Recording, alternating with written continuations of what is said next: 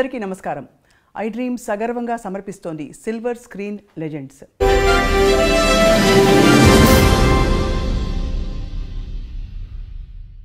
నలభై 45 సంవత్సరాల తన సినీ ప్రయాణంలో పాడిన పాటలు సంఖ్యాపరంగా తక్కువైనా కూడా ఆణిముత్యాల లాంటి పాటలు పాడారు. అన్ని బాణీలని స్పృశించారు. లాలు దర్వాజా లస్కర్ బోనాల్ పండగ, హుషారైన పాట, జోలా జోలమ్మ జోలా, చలాకీ పాట, మాటే మంత్రము, మంచి రొమాంటిక్ మెలడీ, పిబరే రామరసం, భక్తిరస ప్రధానమైన శాస్త్రీయ బాణి, వేదం అణువణువున నాదం, ఎంతో క్లిష్టమైన శాస్త్రీయ బాణిలో ఉండే పాట. ఇవన్నీ పాడింది మనందరికీ సుపరిచిత గాయని శ్రీమతి ఎస్పి శైలజ.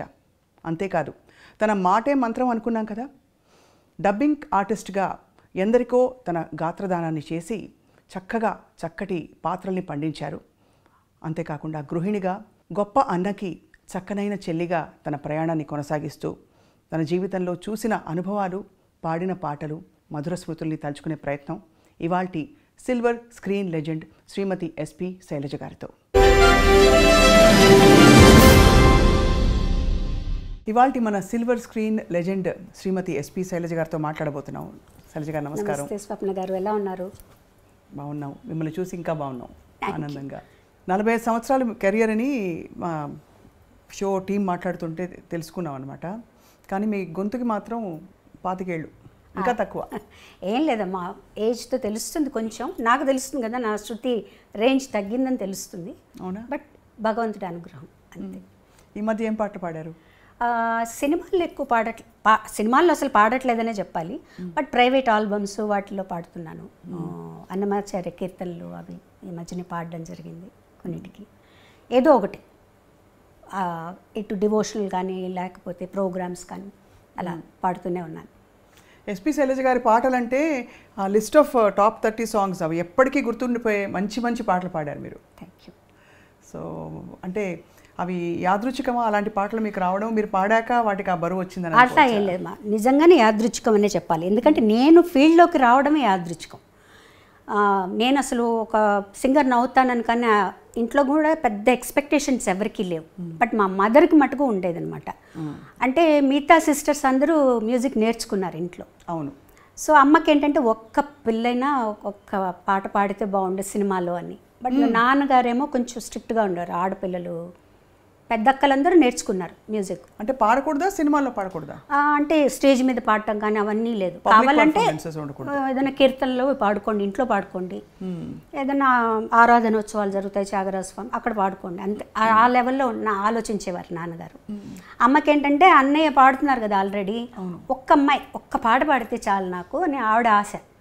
సో నా దగ్గరకు వచ్చేటప్పటికి ఏమైందంటే కొంచెం సడలింపు వచ్చింది. అంటే స్కూల్ ద్వారా వచ్చింది. స్కూల్లో కాంపిటీషన్స్లో పాడటం, ప్రైజులు రావటం. అవును. సో అమ్మ అది బాగా ఎంకరేజ్ చేసేవారు. అంటే కాంపిటీషన్స్ వరకు నాన్న ఒప్పుకునేవారు, కానీ ప్రోగ్రామ్స్కి వెళ్ళటం, స్టేజ్ మీద పాడటం ఒప్పుకునేవారు కాదు. నాన్నగారికి తెలియకుండా పంపించేవారు అమ్మ. నేను కూడా అది పెద్ద సీరియస్గా తీసుకోలేదు. ఏదో పాడుతున్నాను తెలుసు, పాటలు నేర్చుకోవడం ఇష్టం. పెద్ద మనకి వెసులుబాటు కూడా ఉండేది కాదు. అంటే టేప్ రికార్డర్స్ అలా కాకుండా నేను రేడియోలో వినడం, అక్కయ్య దాన్ని నాకు చెప్పడం, రాసుకోవటం, అట్లా నేర్చుకున్నాను నేను. ఎలాంటి పాటలు అప్పుడు నేర్చుకునేవి? అప్పుడు ఎక్కువగా సుశీల్ గారి పాటలే అసలు. రేపల్లె వేచను, రాధకు నీ వేర ప్రాణం, ఇవన్నీ అనమాట. నీ దయ రాధ, పూజలో సాంగ్స్ అన్నీ సుశీల్ గారి పాటలు, అందరి పాటలు నేర్చుకునేదాన్ని. ఒక పెద్ద చేంజ్ ఏంటంటే అప్పుడు యాదోంకి బారాత్ రిలీజ్ అయింది. ఆ పాటలు అసలు ఎక్కడికో తీసుకెళ్ళిపోయాయి. ఇలా కూడా చేంజ్గా ఉంటుంది పాటలు. అంతే తప్పించి నేను సినిమాల్లో పాడాలి అనే ఉద్దేశం అయితే నాకు లేదు. అంటే అనుకున్నా మహా అయితే ఒక పాట పాడతానేమో, అంతే. చదువు మీద, కాంపిటీషన్స్ మీద, వీటి మీదే జాస్ ఉండేదన్నమాట. తర్వాత స్పోర్ట్స్లో ఉండేదాన్ని నేను. నేను ఖోఖోలో స్టేట్ సెలెక్ట్ అయ్యాను అనమాట. సో వాటి మీద ఇంట్రెస్ట్ ఉండేది. అవి ఎప్పుడు ఆంక్షలు లేవా ఆడపిల్లలు స్పోర్ట్స్ ఆడడం ఏంటి? అది కూడా అంటే మాది ఆడపిల్లల స్కూలే కదండి. ఓన్లీ అబ్బాయిలతో ఏం లేదు, అమ్మాయిలతోనే, ఆడపిల్లల స్కూల్స్తోనే కాంపిటీషన్స్ ఉండేవి. అందుకని నాన్నగారు దానికి ఏమనేవారు కాదు. సెలెక్షన్స్ అప్పుడు మటుకు కొంచెం భయపడ్డారు. ఏలూరులో సెలెక్షన్స్ అయింది, స్టేట్ సెలెక్షన్స్. అప్పుడు ఎలా పంపించాలి అని టీచర్లు అందరూ వచ్చి, పర్వాలేదు మేము తీసుకెళ్తామని చెప్పి జాగ్రత్తగా తీసుకెళ్లారు. మా కజిన్స్ ఉన్నారు ఏలూరులో, అక్కడే ఉండాలి అని అన్నీ చెప్పి మొత్తానికి సెలెక్ట్ అయ్యాను నేను. ఆంధ్ర నుంచి నేను ఒక్కదాన్ని స్టేట్ సెలెక్షన్లో నెల్లూరు డిస్ట్రిక్ట్ నుంచి నేను సెలెక్ట్ అయ్యాను అనమాట. అబ్బాబ్బా అంత ఖోఖో. ఖోఖోకి. సరే అప్పుడు యాక్చువల్గా ఇంకా నేను నేషనల్ సెలెక్షన్కి వెళ్ళాలి. సో అదే టైంకి నాకు ఫస్ట్ పాట పాడే ఛాన్స్ వచ్చింది. ఆట కాదు పాట దీంట్లోకి వచ్చాను అనమాట. అట్లా జరిగింది. అది కూడా నేను ఒక్క పాట పాడతానే అనుకున్నా. మళ్ళీ వెనక్కి వచ్చేస్తాను, 9th స్టాండర్డ్ ఫినిష్ చేయాలి, 10th చదవాలి, చదువుకోవాలి అనే ధ్యాస, ఆటల మీద ధ్యాస ఎక్కువ ఉండేది. అలా వచ్చిన దాన్ని ఇక్కడ స్థిరపడిపోయాను. అప్పట్లో మీరు పాడుతున్నప్పుడు అన్నయ్య మీ పాట విని ఎలా స్పందించేవారు? కరెక్ట్ చేసేవారా? నాన్నగారు కరెక్ట్ చేసేవారా మీ పాటని? గమకం ఇలా అనాలమ్మా, లేకపోతే ఇది ఇంకా ఈ శృతిలో ఇలా పాడాలని చెప్పి? కానీ నాన్నగారు పెద్దగా ఏ కరెక్షన్ అంటే అంతగా వినేవారు కాదు. అప్పట్లో ఏదన్నా వస్తే రేడియోలో రావటం, లేదంటే మేము రికార్డ్ చేసుకొని చెన్నై నుంచి నెల్లూరు వెళ్ళి నాన్నగారికి వినిపించడం మేము వెళ్ళినప్పుడు అలాగే జరిగేది అనమాట. సో అన్నయ్య మటుకు చెప్పేవారు. నేను పాడిన వేరే పాటలు కూడా విని ఎక్కువగా నా మీద సుశీల్ గారి ఇన్ఫ్లుయెన్స్ ఉండేది విపరీతంగా. ఆ స్పష్టత తెలుస్తుంది పలుకులో, చాలా ఉండేదన్నమాట. సో ఎప్పుడు నన్ను హెచ్చరిస్తూ ఉండేవారు అన్నయ్య, నువ్వు సుశీల్ గారి లాగా పాడావంటే మటుకు ఉండలేవు ఇండస్ట్రీలో. ఎందుకంటే ఆవిడ ఉన్నారు, ఆవిడ పాటలు పాడడానికి ఆవిడ పాటే నువ్వు పాడితే నువ్వెందుకు ఆవిడే ఉన్నారు కదా అని చెప్పేవారు. మొత్తానికి ఏమైందంటే తమిళ్లో పాడేటప్పటికి నా ఒరిజినల్ వాయిస్ నాకు తెలిసింది. వేరే ఏలియన్ లాంగ్వేజ్ అప్పటి వరకు నాకు తెలియదు తమిళ్లో ఎలా పాడాలి, నా ఒరిజినాలిటీ బయటకు వచ్చిందనమాట. సో అప్పుడు లక్కీగా ఏంటంటే ఈ జానపదం టైప్ సాంగ్స్ మనం రావటం వల్ల ఆ ఛాయలు కొంచెం తగ్గాయి. అయినా కంప్లీట్గా పోయాయని నేను చెప్పను. ఆవిడ ఇన్ఫ్లుయెన్స్ నా జన్మాంతరం నా మీద ఉంటుంది. సో అది మటుకు చెప్పేవారు. తర్వాత ఎక్స్ప్రెషన్స్ ఇవ్వాలని చెప్పేవారు. కంపోజ్ చేస్తారు అన్నీ ఓకే, నువ్వేం చేస్తావు దానికి, నీ ఎక్స్ప్రెషన్స్ ఇవ్వాలి ఆ పాటలో. లేకపోతే అక్కడ వాళ్ళు యాక్ట్ చేస్తారు ఓకే, ఆ పాట బ్లాండ్గా ఉందనుకో వాళ్ళు మటుకు ఏం చేస్తారు, ఆ పాట నువ్వు అనుభవించి నువ్వు కూడా కొంచెం నటించాల్సి ఉంటుంది. ఈ రకంగా చెప్పి, లేకపోతే మొట్టమొదటి పాటలు వింటే చాలా స్ట్రెయిట్గా బ్లాండ్గా ఉంటాయి పాటలన్నీ. కానీ అప్పట్లో అంత ఇన్సిస్టెన్స్ కూడా తక్కువ ఉండేది కదా. అంటే మనకి ఉదాహరణకి లీల గారి పాటలు, తర్వాత సుశీలమ్మ, జానకమ్మ ఆ జనరేషన్లో కొంచెం ఎక్స్ప్రెషన్ ఎక్కువ వచ్చింది. కానీ అంతకుముందు ఇలాంటి ఎక్స్ప్రెషన్ అయితే లేదు, వేరే విధంగా. ఎందుకంటే అది డ్రామాల నుంచి వచ్చారు కదండి, స్టేజ్ నుంచి వచ్చారు. అవును, వాల్యూమ్ ఎక్కువ. అవును, వాల్యూమ్ మీదే ఉండేది పాట అంతా. వాళ్ళకి భావం మీద తక్కువ. ఒక రకంగా భావం మనకి ఆ భావం రావాలి అంటే ఘంటసాల గారు, జానకి గారి దగ్గర నుంచే వచ్చింది ఆ భావాన్ని తీసుకొచ్చి. సుశీల్ గారి వాయిస్కి భావం అక్కర్లేదు అసలు. ఆవిడ గొంతుకు అలాగే ఏ భావమైనా పలికేస్తుంది అనమాట. సో వాటి నుంచి నెమ్మదిగా దాటుకుంటూ ఎలా దాటుకోవాలి, మైక్ సెన్స్, మైక్ వాయిస్ని ఎంతలా ఉపయోగించుకోవాలి, మైక్ ముందు ఎలా పాడాలి, స్టేజ్లో మైక్ ముందు ఎలా పాడాలి, ఇవన్నీ వీళ్ళందరినీ చూసి నేర్చుకున్నాను. మీరు పాడే టైంకి కూడా ట్రాక్ సిస్టమ్ ఉండిందా, లేక కొంత నేను లైవ్ రికార్డింగ్ ట్రాక్స్ లేదండి, ట్రాక్ లేదు, లైవ్. అంటే సింగిల్ టేక్ ఆర్టిస్టులు అందరూ కలిసి వాయించడం అంతే. మళ్ళీ ఒక తప్పు చేస్తే అందరూ వాయించారు. చాలా కష్టం అంటే అది ఆ స్కూల్ అలవాటు అయిపోయిన తర్వాత మిగతా చాలా ఈజీ అనిపిస్తాయి. ట్రాక్ పాడడం ఈజీ అనిపిస్తుంది. ఎందుకంటే అక్కడ చాలా జాగ్రత్తగా ఒక 30 పీస్ ఆర్కెస్ట్రా ఉందనుకోండి, పక్కన కో ఆర్టిస్ట్ ఇంకో చోటుకి వెళ్ళాలనుకోండి, ఇవన్నీ దగ్గర పెట్టుకోవాలి మనం. సో ఆ స్ట్రెస్ కూడా ఉంటుంది. అమ్మో నేను తప్పు చేస్తే అంత ఆగిపోతుంది, అన్నీ మొదటి నుంచి మొదలు పెట్టాలి అని చెప్పి చాలా జాగ్రత్తగా. బట్ మీరు బాగా గమనిస్తే వాటికి ఉండే ఏమంటారు ఆ క్లారిటీ, ఆ పాటల్లో ఉండే క్లారిటీ మీకు ట్రాక్ సిస్టమ్స్ అవన్నీ వచ్చేసాక అంత క్లారిటీ లేదు చూడండి. అవును, అది డెఫినెట్గా ఉంటుంది. తర్వాత పోటీ ఉంటుంది, పాడాలి, ఇంకా ఇంప్రూవ్ చేయాలి. పక్క వాళ్ళు ఏం పాడుతున్నారు, వాళ్ళు ఎలాంటి ఎక్స్ప్రెషన్స్ ఇస్తున్నారు, మనం ఎలాంటివి ఇవ్వాలి అనే పోటీ. మీరు వసంత గారు కలిసి పాడారు కదా అప్పుడు పాట, ఫస్ట్ సాంగ్ అదే. ఫస్ట్ సాంగ్ మీరు కలిసి, యాక్చువల్లీ మీరు హైదరాబాద్ వస్తే మళ్ళీ మిమ్మల్ని తిరిగి కాంపిటీషన్కి వచ్చాను హైదరాబాద్కి, all India some singers competition. మన చిత్రంజన్ గారే దానికి జడ్జిగా వచ్చారు. ఆ రోజు పాడేసి లక్కీగా నేను వసంత ఇద్దరం పాడేసి ట్రైన్ ఎక్కాము. ఇద్దరు కలిసి పాడారా? లేదు, తను ఒక సాంగ్ నేను ఒక సాంగ్. తనకు ఫస్ట్ ప్రైజ్, నాకు సెకండ్ ప్రైజ్ వచ్చింది ఆ కాంపిటీషన్. తనేమో రారయ్య పోయిన వాళ్ళు అని గాజులకి స్టైల్లో ఒక పాట పాడింది. నేను ఏం పాడానో నాకు అంతగా గుర్తులేదు, రాధకు నీవేర ప్రాణమై పాడాను అనుకుంటానండి. సో అది పాడిన తర్వాత మధ్యాహ్నానికి మాకు అప్పుడు ఫోన్లు ఎవరింటికో తెలిసిన వాళ్ళ ఇంటికి ఫోన్ చేసి అన్నయ్య పిల్లలిద్దరిని ట్రైన్ ఎక్కించి మార్నింగ్ కల్లా చెన్నైలో ఉండేటట్టు చేయమన్నారు అనమాట. సో ఆ కాంపిటీషన్ పాడి ట్రైన్ ఎక్కి వచ్చేసాం. అది 1977 1977 కదా? 77 13th February 14th February పాడామని. అబ్బా గూస్ బంప్స్ వస్తున్నాయి మీరు చెప్తుంటే, అంటే అంతకాలం క్రితం. సో అప్పుడు లలిత సంగీతం బాగా ప్రాచుర్యంలో ఉంది. అవునండి. విడిగా నేర్చుకోవడం అలా ఉండిందండి? అంటే లలిత సంగీతం అవన్నీ ఏదైనా మంచి పాటలు ఉన్నాయి. ఇప్పుడు కచేరీలు చేసేటప్పుడు అప్పుడు లలిత సంగీతం కూడా పాడేవాళ్ళు. సినిమా పాటలతో పాటు లలిత సంగీతాలు పాడేవాళ్ళం, అందరూ పాడేవాళ్ళు, కో సింగర్స్ అందరూ. సో ఆ లెక్కగా నేర్చుకున్నాను అనమాట కొన్ని పాటలు. ఒక్క పాట గుర్తు చేసుకోగలుగుతారా? ఒక పల్లవి. లలిత సంగీతమా? మీ ఇష్టమైన పాట. లలిత సంగీతం ముఖ్యంగా ఎందుకంటే అది మనకి తరచుగా వినిపించదు. ఇది యాక్చువల్గా నేను పాడే ఈ లలిత సంగీతం ఏంటంటే చాలా ప్రాచుర్యం పొందింది, కానీ ఎవరు రాశారు, ఎవరు కంపోజ్ చేశారని తెలియదు. మా సిస్టర్ రాసింది, తనే కంపోజ్ చేసింది అనమాట. ఇది అప్పుడు డీడీలో వచ్చింది, నేను అన్నయ్య గారు పాడేటప్పుడు అన్నమాట. నిన్ను పిలిచాను వెదకి అలిశాను, అయినా కానరాకున్నావు నీవు. నిన్ను పిలిచాను వెదకి అలిశాను, అయినా కానరాకున్నావు నీవు. మురళిని మ్రోగించు జాలిని చూపించు, మురళిని మ్రోగించు జాలిని చూపించు, లాలించి పాలించి కరుణ చూపించు, నన్ను లాలించి పాలించి కరుణ చూపించు. నిన్ను పిలిచాను వెదకి అలిశాను, అయినా కానరాకున్నావు నీవు.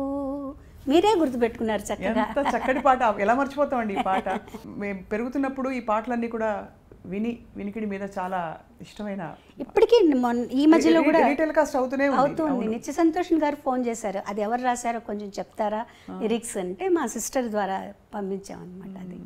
సో అలా పాట ప్రయాణం మొదలై మీరు పాటకే ఖోఖో కాదని చెప్పి ఇటు మళ్ళీపోయారు. ఖోఖోని మిస్ అయ్యారా కొంచెం? అయ్యో వెళ్ళి ఆడాలి. డెఫినెట్గా స్కూల్ మిస్ అయ్యాను నేను. అంటే 9th మధ్యలోనే వచ్చేసాను. వచ్చేసిన తర్వాత ఇంకా ఒక తమిళ్లోకి వచ్చేసిన తర్వాత కొంచెం తమిళ్లో ఎక్కువ బిజీ అయిపోయాను నేను. సో అప్పుడు 9th మధ్యలో ఆపేసి రావాల్సి వచ్చిందనమాట. తర్వాత 10th ప్రైవేట్గా రాసి చదివాను. బట్ ఆ స్కూల్ అట్మాస్ఫియర్, కాలేజ్ అట్మాస్ఫియర్ ఇవేవి తెలియవు నాకు. బట్ ఎలాగైనా డిగ్రీ చేయాలని ఒక ఆశ.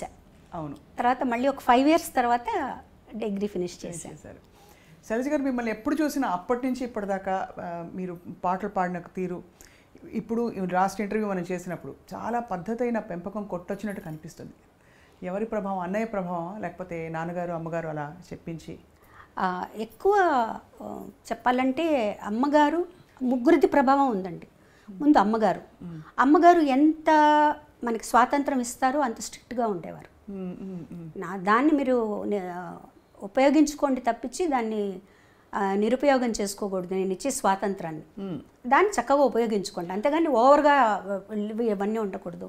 పద్ధతిగా అలా ఉండాలి. ఉదాహరణకి అంటే కట్టుబొట్టు అలాగా? కట్టుబొట్టు అలాగే అంటే ఎంత అమ్మ అంటే, మేము స్కూల్కి వచ్చాక 2 జడలు వేసుకోవడం, స్కూల్లో తప్పనిసరి కాబట్టి వేసుకునేవాళ్ళం.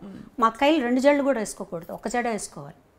2 జడలు కంటే 1 జడ ఇంకా పద్ధతి అలా ఉండేవాళ్ళమాట. మా దగ్గరకు వచ్చినప్పుడు స్కూల్కి కంపల్సరీగా ఇలా కట్టుకొని వెళ్ళాలి, 2 జడలు కట్టుకుని వెళ్ళాలి. సో అది అలవాటు అయిపోయింది, అలా ఉండేది. తర్వాత సినిమాలు కూడా మా అమ్మగారు, నాన్నగారు, మా నాన్నగారు అస్సలు సినిమాలు చూడరు. మా అమ్మగారు బయటికి రారు. ఎప్పుడన్నా ఏదన్నా సినిమా బాగుంది అంటే చూసి ఎవరన్నా వచ్చి చెప్తే ఈ సినిమా చూడొచ్చు అంటే మమ్మల్ని పంపించేవాళ్ళు. సినిమాలు చూడడం కూడా.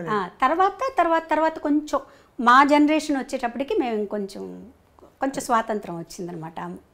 మా అక్కయ్య వాళ్ళనైతే అసలు కొన్ని సినిమాలకి వెళ్ళకూడదు, ఏంటంటే అందులో వర్షంలో తడుస్తారట హీరో హీరోయిన్. సో అలా ఉండేది.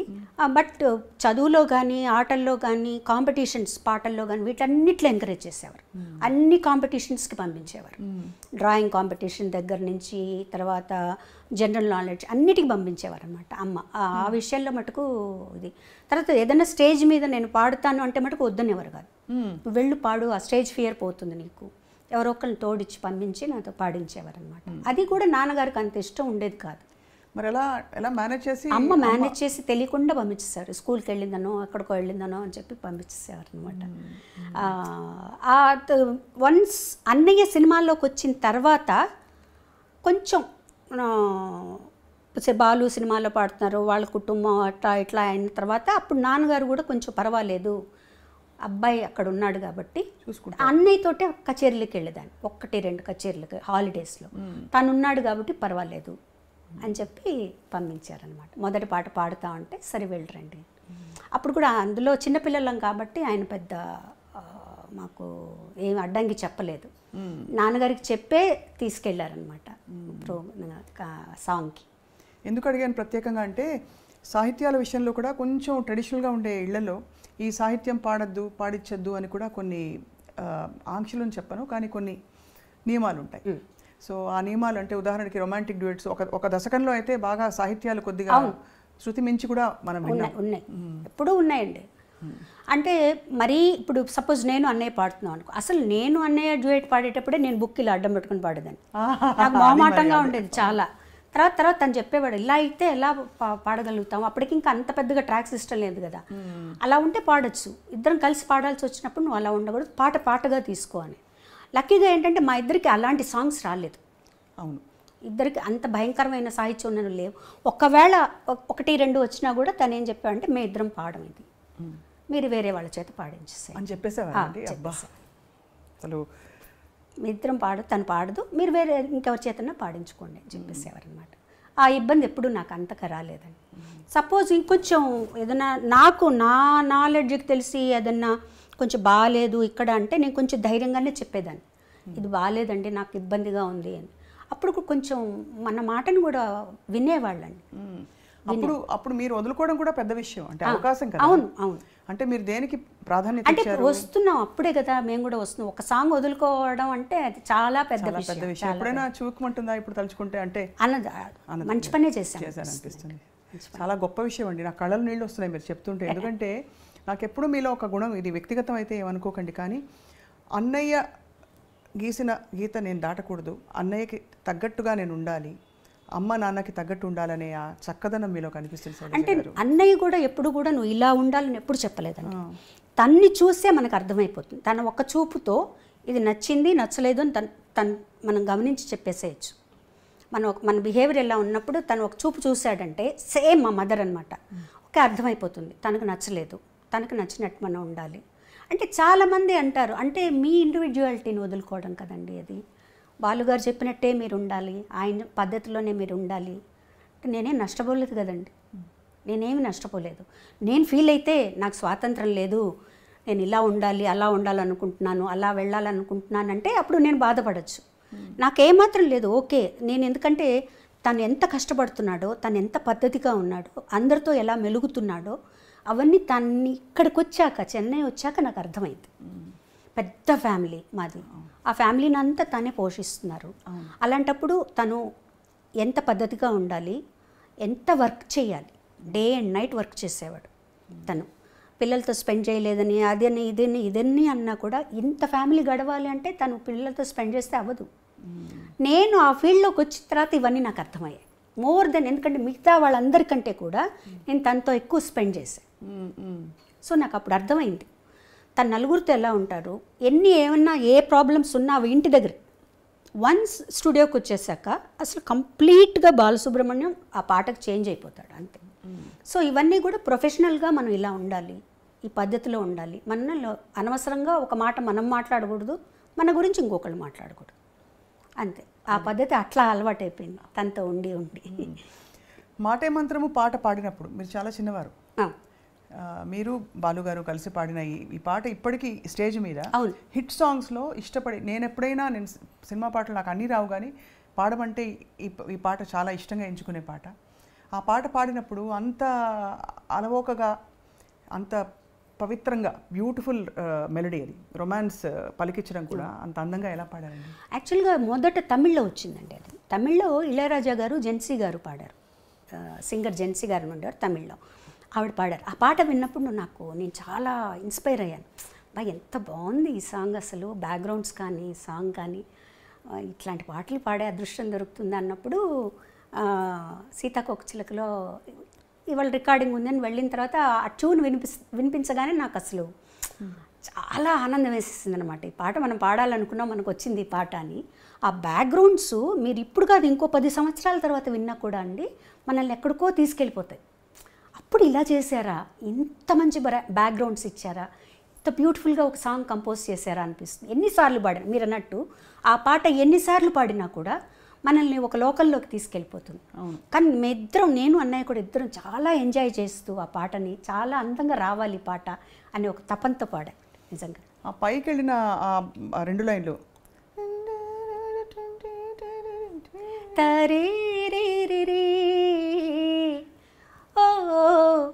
అదొకటి అందమైనది. ఇది ఒకటి థర్డ్ బ్యాక్గ్రౌండ్. ఆ పాటకంతా ఆయువు పట్టు మూడో బ్యాక్గ్రౌండ్ బిజిఎం తరరరరరరరా. అది చాలా అద్భుతంగా ఉంటుందండి, అసలు అది బాగుంటుంది.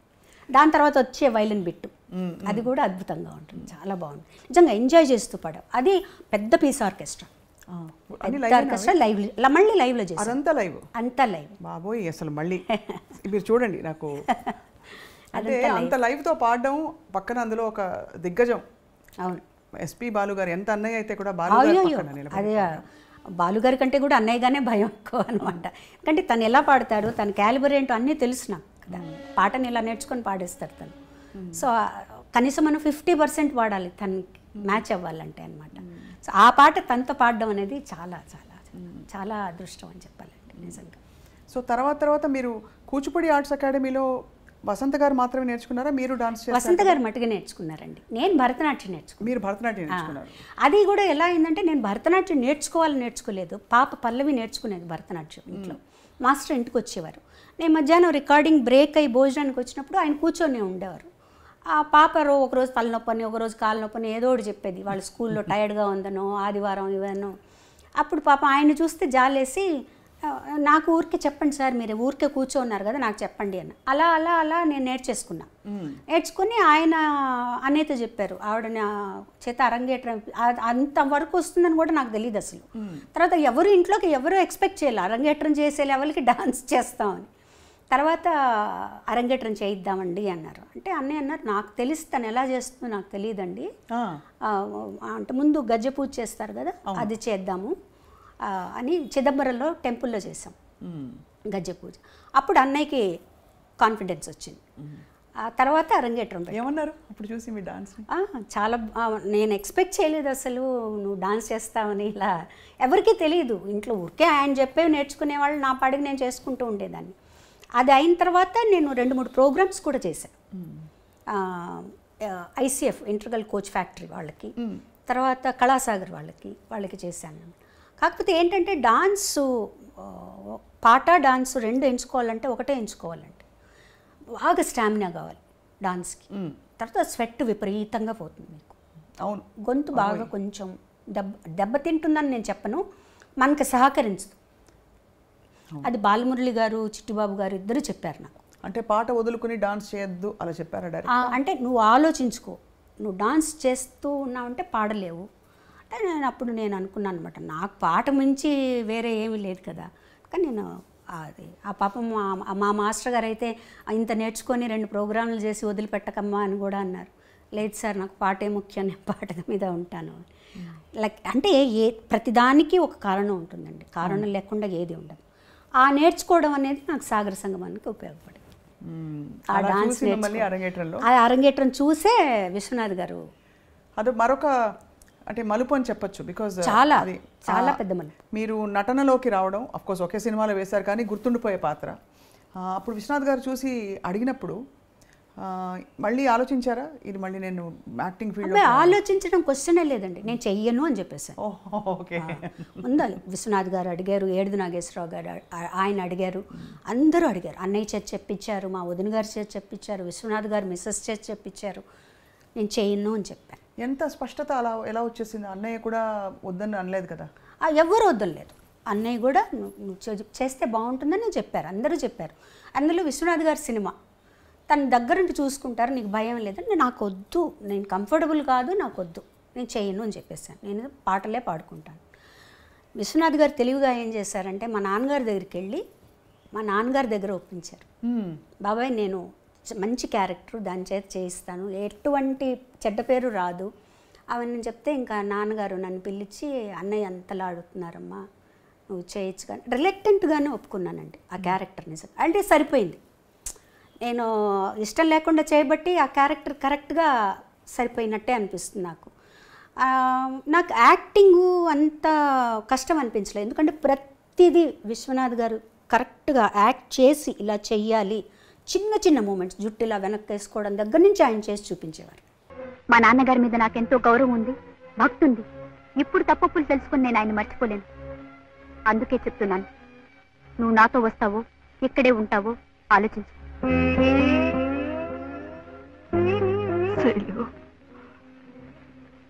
నువ్వు ఇంకా చిన్న పిల్లవే అనుకున్నాను, చాలా ఎదిగిపోయావమ్మా.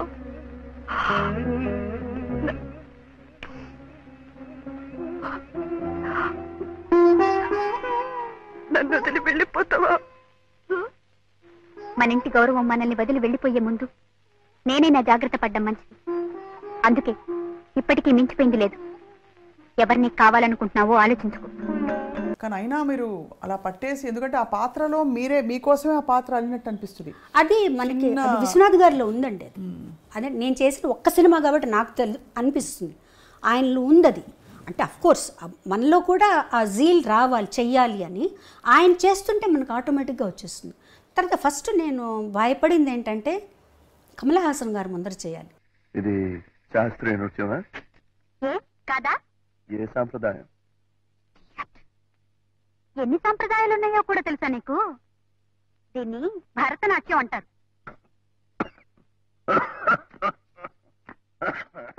అమ్మో, అది నాకు అసలు నాకు వచ్చే ఆయన చెప్పినట్టు ఏదో కోతులు అవి గెంతులు వేస్తున్నట్టు, భూతాలు దయ్యాలు అన్నట్టు నా డాన్స్ సినిమా డాన్స్కి సరిపోదు. ఎందుకంటే సినిమా డాన్స్లో అన్నీ మిక్స్ అవుతాయండి, కథక్కు అన్నీ మిక్స్ చేస్తారు, కూచిపూడి ఎక్కువగా ఉంటుంది శేషు మాస్టర్ గారికి డాన్స్లో. అందులో ఆ సినిమాకి 3 డాన్స్ మాస్టర్లు.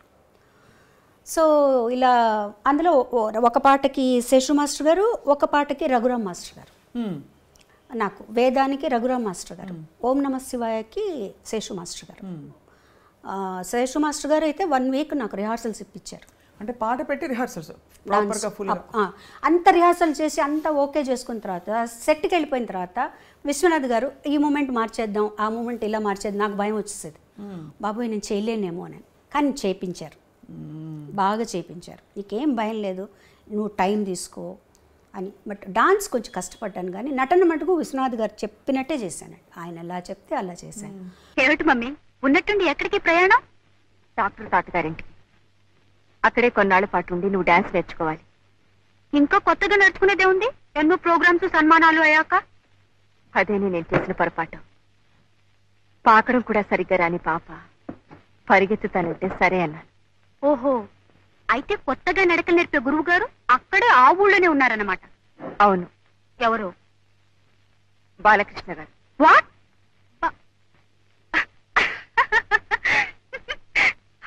Are you joking? నీతో వేళపడలేమిటి? కానీ టైం అయింది. నో, నన్ను గురించి అంత చండాలంగా రాసిన తర్వాత నేను వాడి దగ్గర శైలు, బాలకృష్ణ గారు నీకు గురువు గారు, ఆయన గారి దగ్గర నేర్చుకుంటాను. కానీ ఇప్పుడు వెనక్కి తిరిగి ఆలోచించుకుంటే అండి, నేను కానీ ఆ సినిమా వద్దు అనుకొని ఉంటే ఎంత మంచి పాటలను పోగొట్టుకుని ఉండేదాన్ని. అయ్యో కదా, ఎందుకంటే ఆ సినిమాలో నేను యాక్ట్ చేస్తాను అని చెప్పిన తర్వాత అన్నయ్య గారు విశ్వనాథ్ గారికి ఇళయరాజు గారికి చెప్పారు, ఇందులో శైలజకి పాటలు ఉంటే అవి శైలజ పాడుతుంది అని చెప్పారనమాట. అప్పటికి నేను ఒప్పుకోలేదు. పూజ కార్యక్రమం అయిపోయింది, జానకి గారు ఓం నమ శివాయ పాడేశారు. అది ఒక అదృష్టం. అదొక అదృష్టం. అండ్ అది లాజికల్ కూడా వేరే వాళ్ళు పాడతారు, వేరే వాళ్ళే పాడతారు డాన్స్ కాబట్టి లాజికల్గా కూడా పాడతారు. ఆ తర్వాత రాజా గారు ఏమన్నారంటే ఒక్క సాంగ్ తనకు వస్తుంది, అది తను పాడుతుంది, ఇంకొక మంచి పాటలు కూడా ఉన్నాయి, తన చేతి పాడిద్దామని నాద వినోదము వేవేల గోపెమ్మల వేదము పాడించారన్నమాట. నాద వినోదము నాట్య విలాసము పరమ సుఖము పరము, అభినయ వేదము సభకనువాదము సలుపు పరమ పదము, భావములు భంగిమలు గానములు గమకములు, భావములు భంగిమలు తమకములో ఆంగికమౌతపమీ గతి సేయగ నాద వినోదము నాట్య విలాసము పరమ సుఖము పరము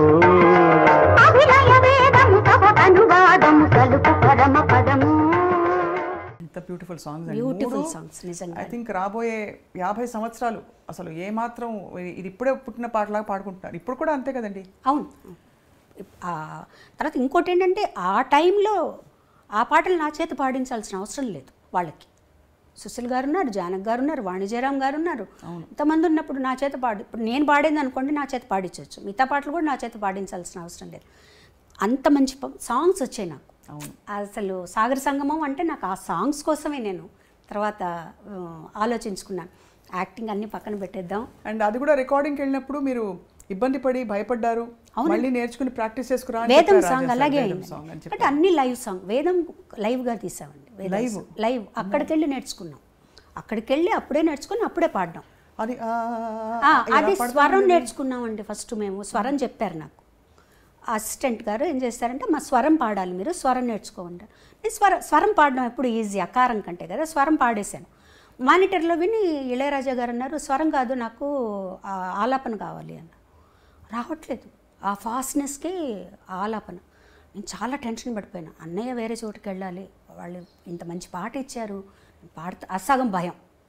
అప్పుడు ఇళయరాజా గారు ఒక పని చేయి, నువ్వు స్వరం ఆయన అర్థం చేసుకో, నువ్వు స్వరం పాడేసేయి, రేపు మార్నింగ్ వచ్చి నైట్ అంతా ప్రాక్టీస్ చేసి మార్నింగ్ వచ్చి ఆలాపన పాడు. ఆ బిట్ ఆలాపన పాడేసేమన్నారు.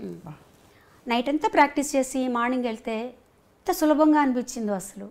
అంటే నేను అడిగాను, ఏంటి సార్ నిన్న రాలేదు ఇవాళ ఎట్లా వచ్చిందంటే, సాధనమ్మా అంతే, నిన్న టైం లేదు నీకు పట్టుకోవడానికి, రాత్రంతా ప్రాక్టీస్ చేసో సాధన ఉంటే ఆటోమేటిక్గా వస్తుంది.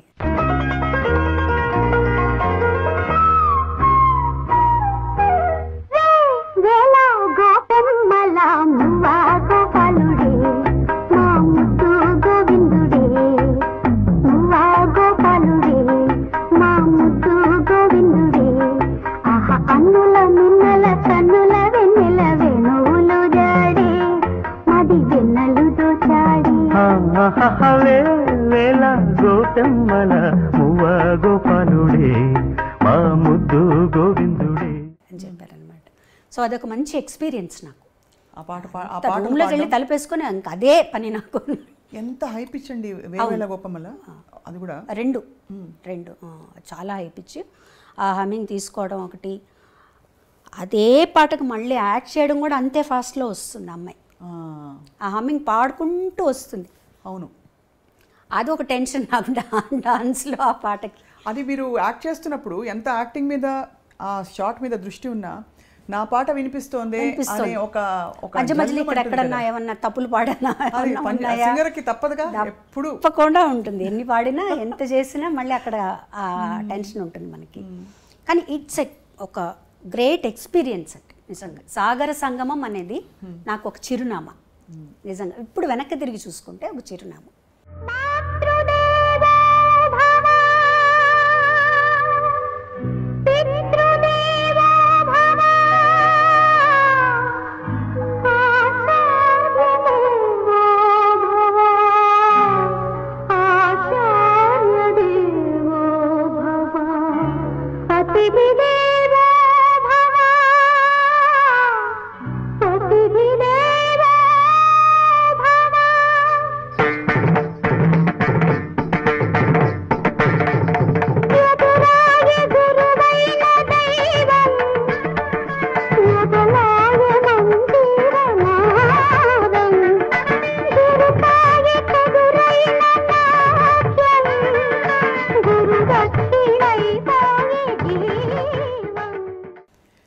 ఈ టైంకి యాక్చువల్లీ అంటే మామూలుగా మనకి మన జీవితం గురించి ఒక ఐడియా ఉంటుంది, మనం ఇలా ఉండాలి, ఇది అవ్వబోతున్నా నేను అని.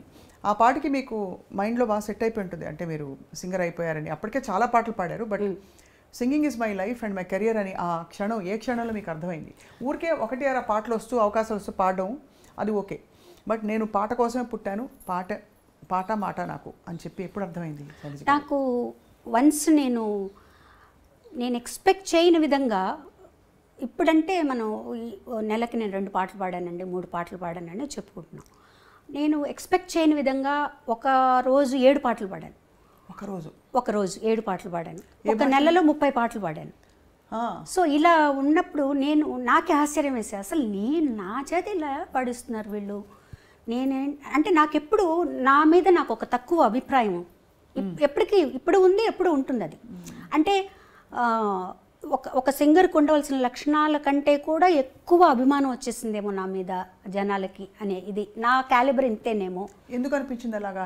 ఎందుకు అనిపించింది అంటే ముఖ్యంగా సాగర సంగమంలో పాట నేను ఇది పాడలేకపోయానే అని, కొన్ని పాటలు పాడలేకపోయినప్పుడు అట్లా అనిపించేది అనమాట. మళ్ళీ తర్వాత కొంతమంది సింగర్స్ కొన్ని చెప్పేవాళ్ళు, యేసుదాస్ గారు వీళ్ళందరూ అనేవాళ్ళు, ఎప్పుడు అలా ఇన్ఫీరియారిటీ కాంప్లెక్స్ ఉండకూడదు. నీకు ఒక సాంగ్ వస్తుందంటే అది నీ వల్ల వస్తుందా? కాదు, భగవంతుడు పంపిస్తున్నాడు, ఈ పాట అమ్మాయికి ఇవ్వాలి అని, అంతే పాడాలి. మనకి ఇచ్చింది మనం వదులుకోకూడదు. అన్నయ్యకి కూడా చెప్పేవారు ఆయన. అన్నయ్య కూడా ఇదే ఆలోచనలో ఉండేవారు. నాకు రావాల్సిన దానికంటే ఎక్కువ వచ్చేసిందేమో, పేరు ప్రఖ్యాతులు, నేను ఇంకా సాధన చేయాలేమో, ఇవన్నీ ఉండేవి అనమాట. ఆయన చెప్పేవారు ఎప్పుడు అలా అనుకోవద్దు, మీకు ఈ పాటలు ఎందుకు వస్తున్నాయి, వాళ్ళు ఏమైనా ఊరికే పిలిచి మీరేమన్నా వాళ్ళకి ఏమన్నా లంచాలు ఇస్తే వస్తున్నాయి, రావట్లేదు కదా.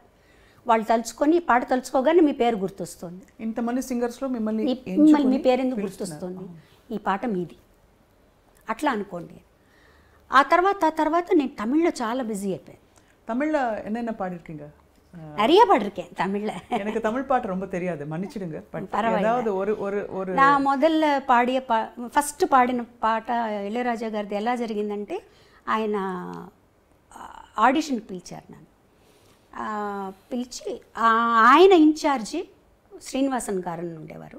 అన్నయ్యకి కూడా ఆర్కెస్ట్రాకి అతనే ఇన్ఛార్జ్.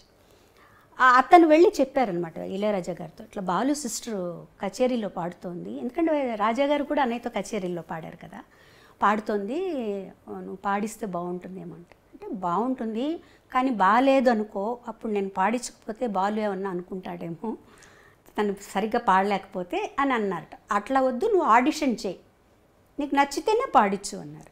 మీకు కూడా ఆడిషన్? నేను హెచ్ఎంవికి వెళ్ళి కూడా ఆడిషన్ చేశానండి. మాకు కూడా ఏంటంటే అప్పుడు అందరికీ ఆడిషన్, మైక్ టెస్ట్ చేసేవాళ్ళు. ఈ వాయిస్ మైక్ సరిపోతుందంటేనే తీసుకున్నాం. హెచ్ఎంవిలో చేశారు నాకు మా ఆడిషన్. తర్వాత ఏవిఎంలో రాజాగారు పిలిపించారు. పిలిపించి ఏదో పాట పాడమన్నారు, పాడాను. పాడిన తర్వాత ఒకటే మాట అన్నారు, రేపు ఉదయం రికార్డింగ్ వచ్చేసేయి అన్నారు. నాకు అసలు అర్థం కాలే తమిళ్గా.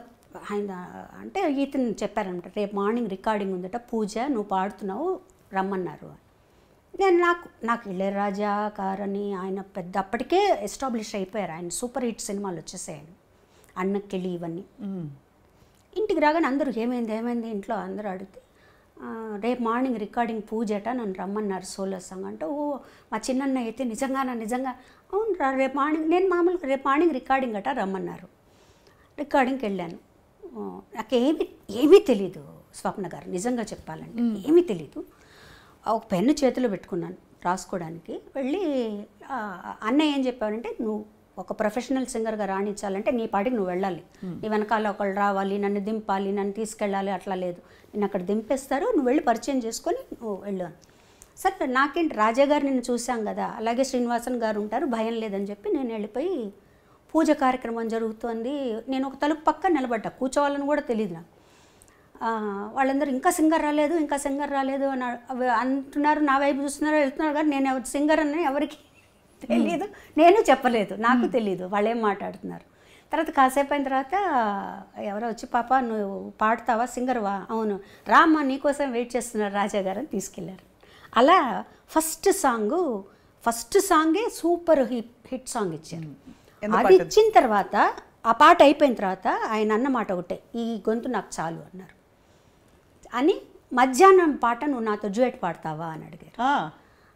తప్పకుండా అప్పటికి నాకు తెలిసింది రాజా గారు అంటే ఏంటి, ఇంట్లో వాళ్ళందరూ వాళ్ళ ఎక్స్పెక్టేషన్స్ ఎట్లా ఉన్నాయి, రెండో సాంగ్ కూడా పాడదామని పిలుస్తున్నారని, తప్పకుండా పాడతానండి అని అక్కడే ఉండి 2 సాంగ్స్ పాడి వచ్చాను అనమాట.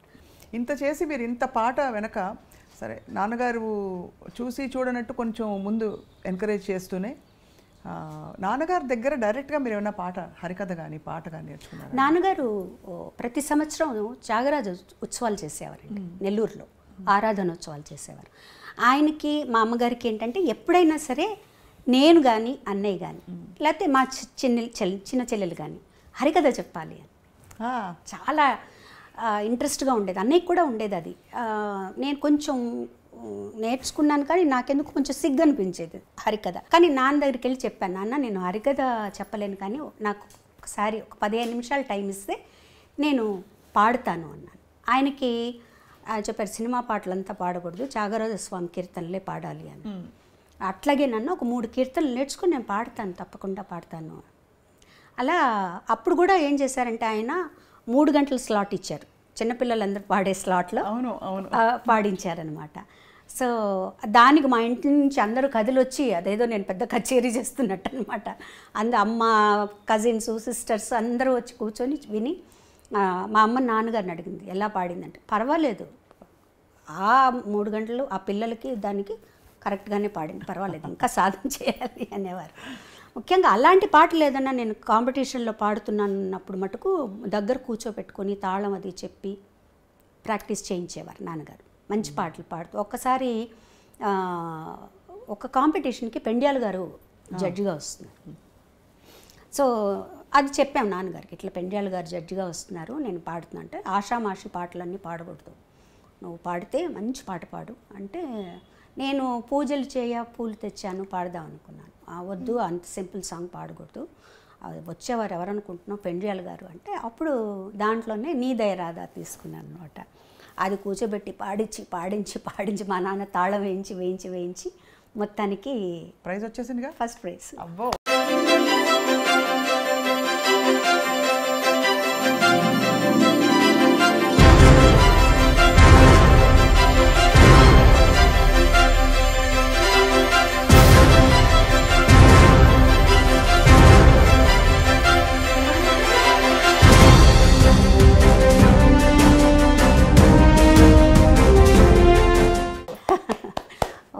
సో ఆయన వచ్చి మాట్లాడి ఆశీర్వదించి తర్వాత ఆయన మ్యూజిక్ డైరెక్షన్లో పాడాను.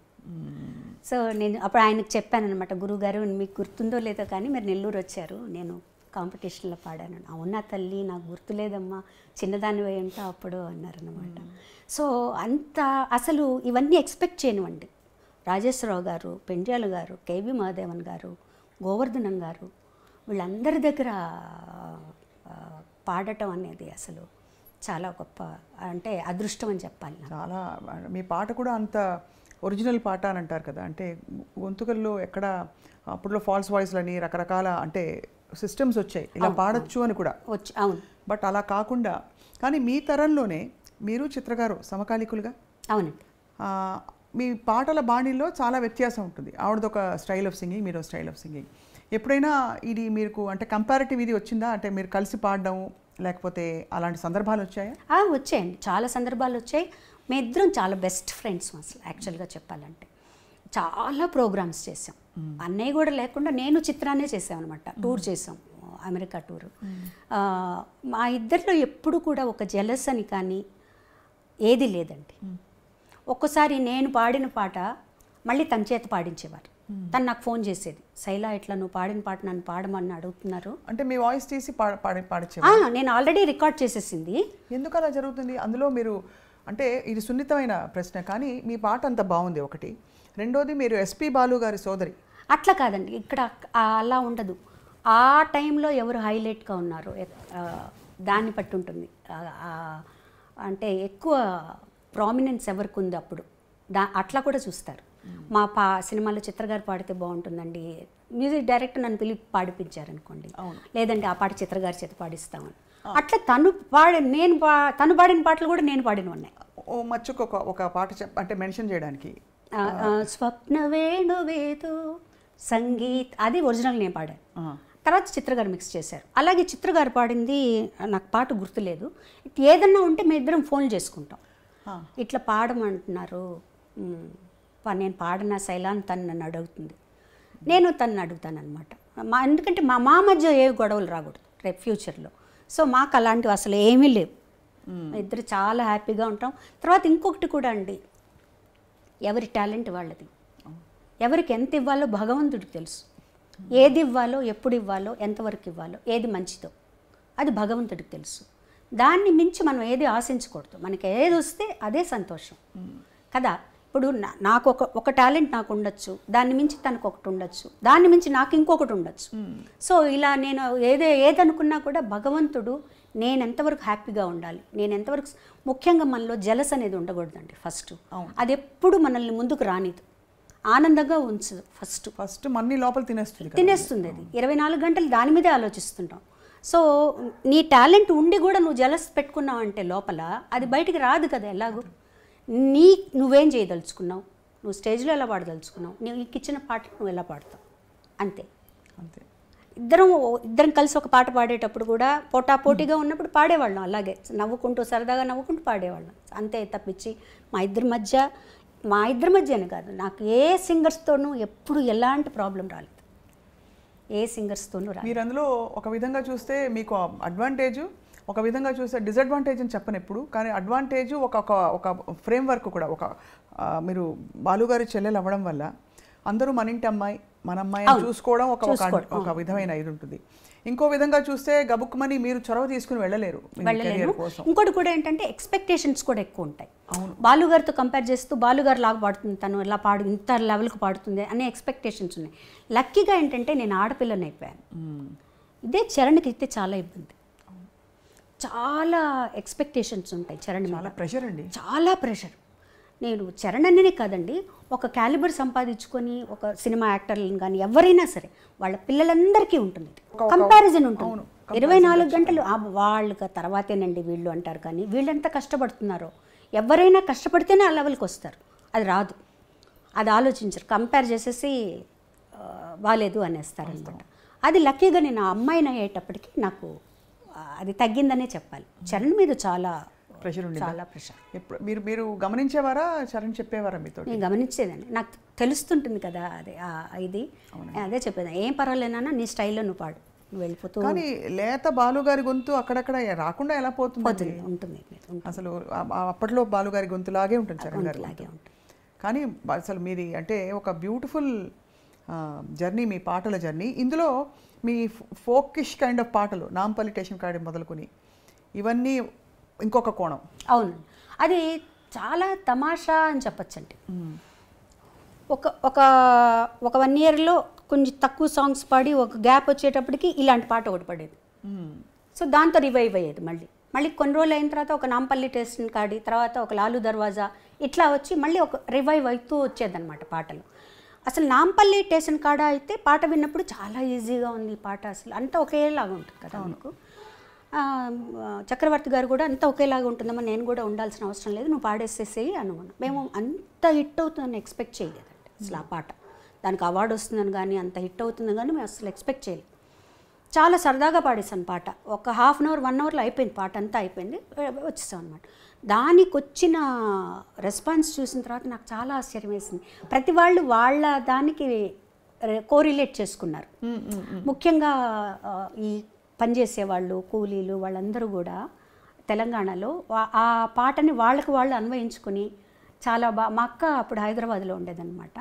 వాళ్ళ ఇంటి ఎదురుగుండా ఇల్లు కడుతున్నట్టు కూలీలందరూ ఆ పాట వింటూ, ఈ పోరి ఎంత బాగా పాడింది ఈ పాట, మన బాధలన్నీ చెప్పింది ఇందులో అనేవాళ్ళట వాళ్ళు. నాకు ఫోన్ చేసి చెప్పేదన్నమాట, ఇలా చెప్తున్నారు అని. తర్వాత నేను చక్రవర్తి గారు కూడా కలిసినప్పుడు అనుకునేవాళ్ళు, అన్నయ్య ఈ పాట ఇంత హిట్ అవుతుంది మనం అనుకోలేదు కదా అంటే, చెప్పలేమమ్మా జనాల పల్స్ అది, దాన్ని ఆ టైము, అది రిలీజ్ అయ్యేది, అన్నీ ఉంటాయి చెప్పారు. అలా చక్రవర్తి గారు కూడా నన్ను చాలా ఎంకరేజ్ చేశారు. ప్రతి సినిమాలో ఒక పాట పాడించారు, చాలా ఎంకరేజ్ చేశారు. తిందామంటే తిండి లేదు, ఏదండి ఉందామంటే ఊరు లేదు, అదా, తిందామంటే తిండే లేదు, ఉందామంటే ఇల్లే లేదు, తిందామంటే తిండే లేదు, ఉందామంటే ఇల్లే లేదు, చేద్దామంటే కొలువు లేదు, పోదామంటే నెలవు లేదు, నాంపల్లి స్టేషన్ కాడి రాజాలింగు రాజాలింగ, రామరాజ్యం తీరు సూడు శివ శంభులింగ, లింగ రామరాజ్యం తీరు సూడు శివ శంభులింగ. అది మన మాదాల రంగారావు గారు అబ్బాయి యాక్ట్ చేశారు దాన్ని. అవును, మాదాల రవి గారు అవును యాక్ట్ చేశారు. తర్వాత టి కృష్ణ గారు కూడా అండి, చాలా మేమిద్దరం చాలా ఫ్రెండ్స్లా ఉండేవారు. యాక్చువల్గా చాలా విషయాలు మాట్లాడుకునేవాడు. ఎంత ఏజ్ గ్యాప్ ఉన్నా ఆయన చాలా విషయాలు చెప్పేవారు నాతో. ఆయన ప్రతి సినిమాలో ఒక పాట పాడించేవారు. ఎన్నో విషయాలు మాట్లాడుకునేవాళ్ళం, పాటల గురించి, తర్వాత ఈ రెవల్యూషనరీ సాంగ్స్ గురించి, అవి ఎలా పాడాలి, ఎవరెవరు పాడుతున్నారు, ఇవన్నీ చాలా చెప్పేవారు ఆయన. చాలా మంచి ఒక ఫ్రెండ్షిప్ ఉండేది మా ఇద్దరికి అన్నమాట. వారు లేకపోవడం అనేది చాలా చాలా చాలా బాధేస్తుంది నాకు. వాళ్ళు వెళ్ళిపోయిన అసలు మాటల్లో ఏం చెప్తామండి అంటే నిజం అనుబంధం ఉన్నప్పుడు. కానీ మీకు పాటతో పరిచయం అయింది ఫస్ట్ మొట్టమొదటి నాన్నగారి ద్వారా. నాన్నగారు అంటే ఇది జంకుతో అడుగుతున్నాను, నాన్నగారు వెళ్ళిపోయినప్పుడు మీకు చాలా పెద్ద మాటల్లో చెప్పలేనంత బాధ, ఆ తర్వాత ఆ జ్ఞాపకాలు, అది ఎలా కోపయ్యారు ఆ టైంలో? నాన్నగారితో నేను ఎక్కువ స్పెండ్ చేయలేదని చెప్పాలండి. ఎందుకంటే నేను 2nd, 3rd, 4th చెన్నైలో అన్నయ్య దగ్గర చదివాను. 5th నుంచి 9th వరకు నెల్లూరులో చదివాను. ఈ 2ndకు ముందర పెద్ద ఊహ మనకి ఏం జరిగింది అనేది గుర్తుండేది కాదు. ఈ 5 మ్యాక్సిమం 6 years నాన్నగారి దగ్గర ఉన్నాను. బట్ ఆయన ఇన్ఫ్లుయెన్స్ చాలా పడింది. ఎందుకంటే ఒక పట్టుదల ఆయనలో. తర్వాత ఎన్ని కష్టాలు వచ్చినా కూడా ఆయన అస్సలు తొణికేవారు కాదు. మిన్ను విరిగి మీద పడ్డా కూడా చాలా స్ట్రాంగ్గా ఉండేవారు. నేను రాముడిని నమ్ముకున్నాను, ఆయన ఆరాధ్యులైనా కూడా, శైవ పూజ రోజు చేసుకున్నా కూడా రాముడు భక్తుడైన, నేను రాముడిని నమ్ముకున్నాను, రాముడే నన్ను కాపాడుతాడు అన్న దీంట్లోనే ఉండేవారు అనమాట. లక్కీ నేను ఇక్కడికి వచ్చాక ఏంటంటే ఇక్కడి నుంచి నాన్నగారికి నేను ఉత్తరాలు రాసేదాన్ని. ఇంకెవ్వరు రాసేవారు కాదు, నాన్నగారికి మటుకు నేను ఉత్తరాలు. ఎందుకంటే నేను పుస్తకాలు విపరీతంగా చదివేదాన్ని, అలా పిచ్చిగా ఖర్చు పెట్టేదాన్ని బుక్స్ మీద. ఆ టైంలోనే 1000 రూపాయల దాకా నెలకు బుక్స్ మీద ఖర్చు పెట్టేదాన్ని, కలెక్ట్ చేసుకునేదాన్ని బుక్స్. నాన్నగారికి కూడా చాలా ఇష్టం పుస్తకాలు, ఆయన దగ్గర పెద్ద బీరువా ఉంది. నవలలు, సాహిత్యం అన్నీ, రామాయణ భారత భాగవతాలు అయితే ఎన్నున్నాయో చెప్పలేం, అన్నీ అన్నమాట. సో ఆయన నా దగ్గర నా కలెక్షన్స్ చూసి నాకు ఉత్తరం రాసేవారు, అమ్మ ఈ ఫలానా పుస్తకం నీ దగ్గర ఉంటే నాకు పంపించు అని. ఇక్కడి నుంచి నేను ఆ బుక్ పంపించి, నాన్నగారు పుస్తకం పంపిస్తున్నాను, నేను అమెరికా వెళ్తున్నాను, మీకు ఏం కావాలి అంటే, ఆయన ఎప్పుడు అమెరికా వెళ్ళినా ఫౌంటైన్ పెన్ ఒకటి తీసుకురమ్మనేవారు అనమాట. ఆయనకు చాలా ఇష్టం. తర్వాత నాన్నగారికి ఒంట్లో బాగాలేదు అని ఆయన పెద్దగా కూడా కష్టపడలేదండి. నాన్నగారి నుంచి నెల్లూరు నుంచి చెన్నైకి నేనే తీసుకొచ్చాను. కారులో వెళ్ళి నాన్నగారిని తీసుకొచ్చి అమ్మ ఇక్కడే ఉంచుతాం నాన్నగారిని. అంతకుముందు ఏంటంటే ఒకసారి ఒక నైట్ నేను నాన్నగారితో హాస్పిటల్లో ఉన్నాను. నార్మల్గా ఉన్నారు, బాగానే ఉన్నారు, టెస్ట్ల కోసం ఏదో పెట్టారు, బాగున్నారు. ఆ రోజు మరి ఎందుకో తెలియదు, నాన్నగారు మటుకు నన్ను పిలిచి మా అన్నని జాగ్రత్తగా చూసుకోవాలి. ఇదేంట్రా ఆయన ఇలా చెప్తున్నారు నాన్నగారు? ఏం నాన్న? లేదమ్మా వాడు ఒక్కడే కష్టపడుతున్నాడు, నువ్వు పక్కన ఉండాలి, అన్నని జాగ్రత్తగా చూసుకోమ్మా. తప్పకుండా నాన్న, అందరం అన్న కోసమే ఉంటాం, మేము అందరం చూసుకుంటాం, ఏం పర్వాలేదు. తర్వాత కొంచెం సీరియస్ అయింది ఆయనకి. బట్ అన్నయ్యతో చెప్పారనమాట, నువ్వు ఎన్ని చేసినారా ఇవాళ మధ్యాహ్నం 1:30కే నేను ఉంటాను, అంతవరకు ఆ తర్వాత ఉండను అని చెప్పేశారు. అలాగే 1:30కి అన్నయ్య బ్లడ్ గ్రూప్, నాన్నగారు బ్లడ్ గ్రూప్ సరిపోతే బ్లడ్ ఎక్కించాలన్నారు. అవసరం లేదనేసారు డాక్టర్లు. నాన్నగారు కూడా అవసరం లేదు, అమ్మని చూసుకో నువ్వు చాలు, నాది అయిపోయింది, చాలా పీస్ఫుల్గా వెళ్ళిపోయారు ఆయన.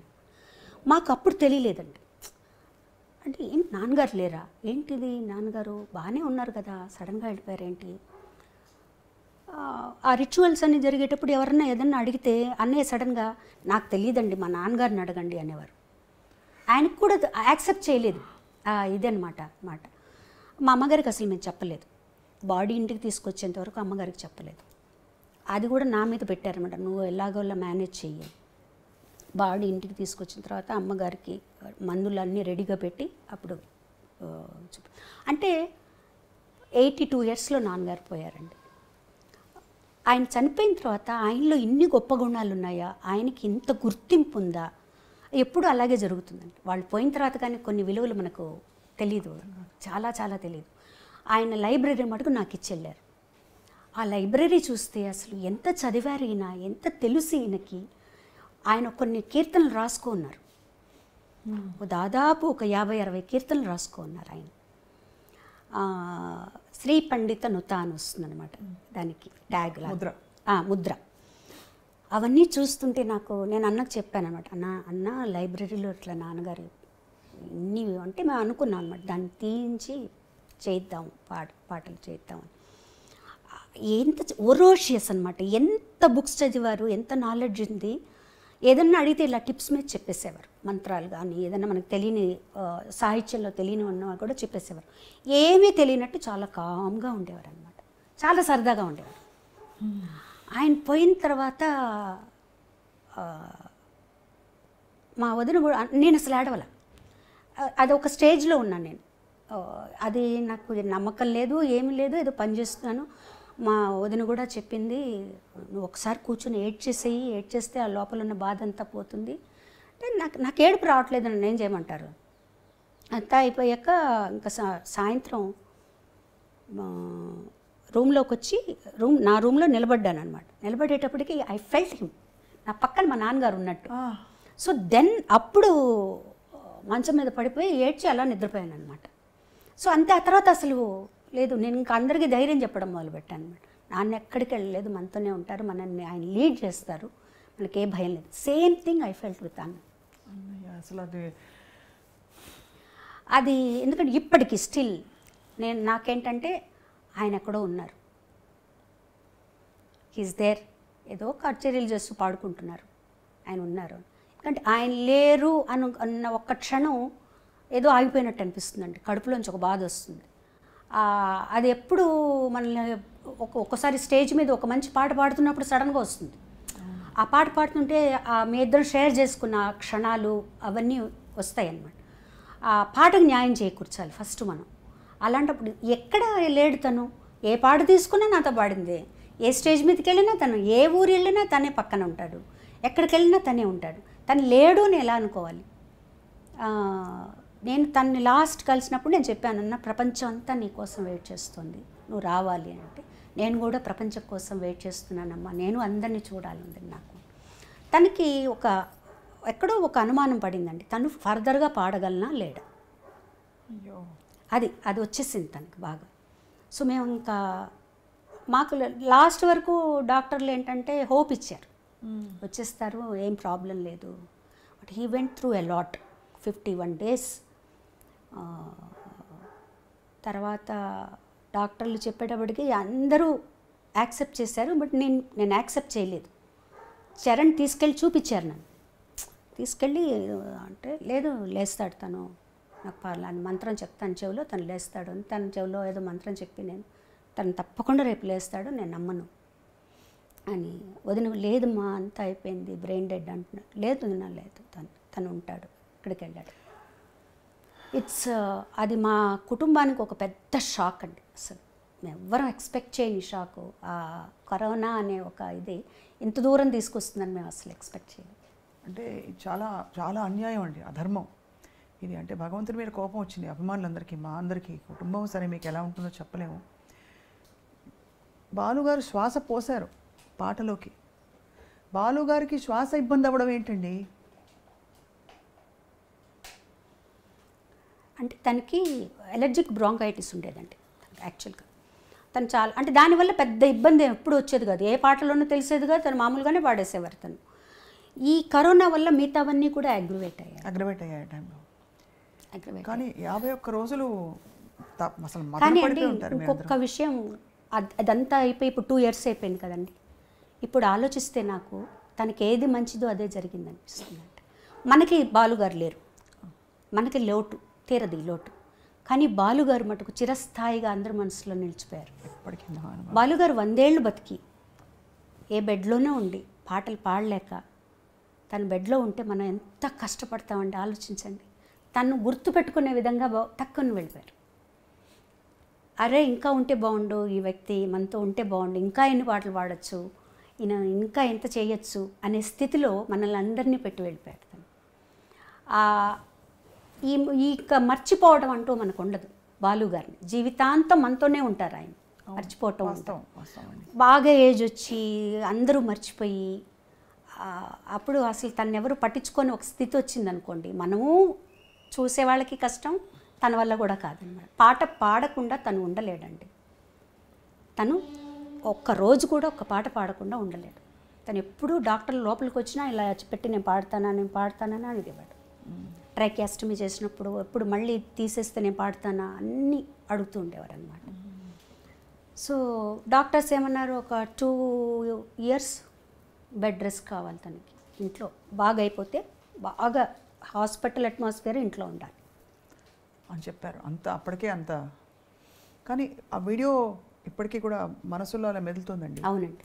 చెప్పేసి వస్తాను, తిరిగి వస్తానని చెప్పి మాకందరికీ కూడా చెప్పారు, మీరు ఊరికే కంగారు పడి ఫోన్లు చేయకండి, వచ్చేస్తాను నేను, జస్ట్ ఊరికి పాజిటివ్ అని వచ్చింది అక్కడ జాయిన్ అయ్యాను నేను అంతే తప్పించి ఏం ప్రాబ్లమ్స్ లేవు. 15 days వరకు అలాగే. 15 days తర్వాత కోవిడ్ నెగిటివ్ వచ్చింది. ఆ తర్వాత ఒక్కొక్కటి ఇబ్బంది పెట్టేసి. So it's what ever it is అండి, హీఈస్ దేర్ ఫర్ అస్. ఆయన ఎప్పుడు మా వెనకాల ఉంటాడు. నేను చరణ్తో అందరితో అదే చెప్తాను, నా అన్న మనతోనే ఉంటారు, ఆయన మనల్ని లీడ్ చేస్తారు. వదిన గారు చాలా ఎఫెక్ట్ అయ్యారండి. మా అందరికంటే కూడా వదిన చాలా ఎఫెక్ట్ అయ్యారు. ఆవిడ ఆల్మోస్ట్ ఒక డిప్రెషన్ స్టేజ్లోకి వెళ్ళిపోయారు. ఇప్పుడు కొంచెం బెటర్, అంటే చాలా ఆరోగ్యపరంగా కూడా బాగా దెబ్బతిన్నారు ఆవిడ. అంటే ఒకే హాస్పిటల్ ఇద్దరు పక్కన ఉన్నారు. ఆవిడ కూడా కోవిడ్ వచ్చి అక్కడే జాయిన్ అయ్యారనమాట.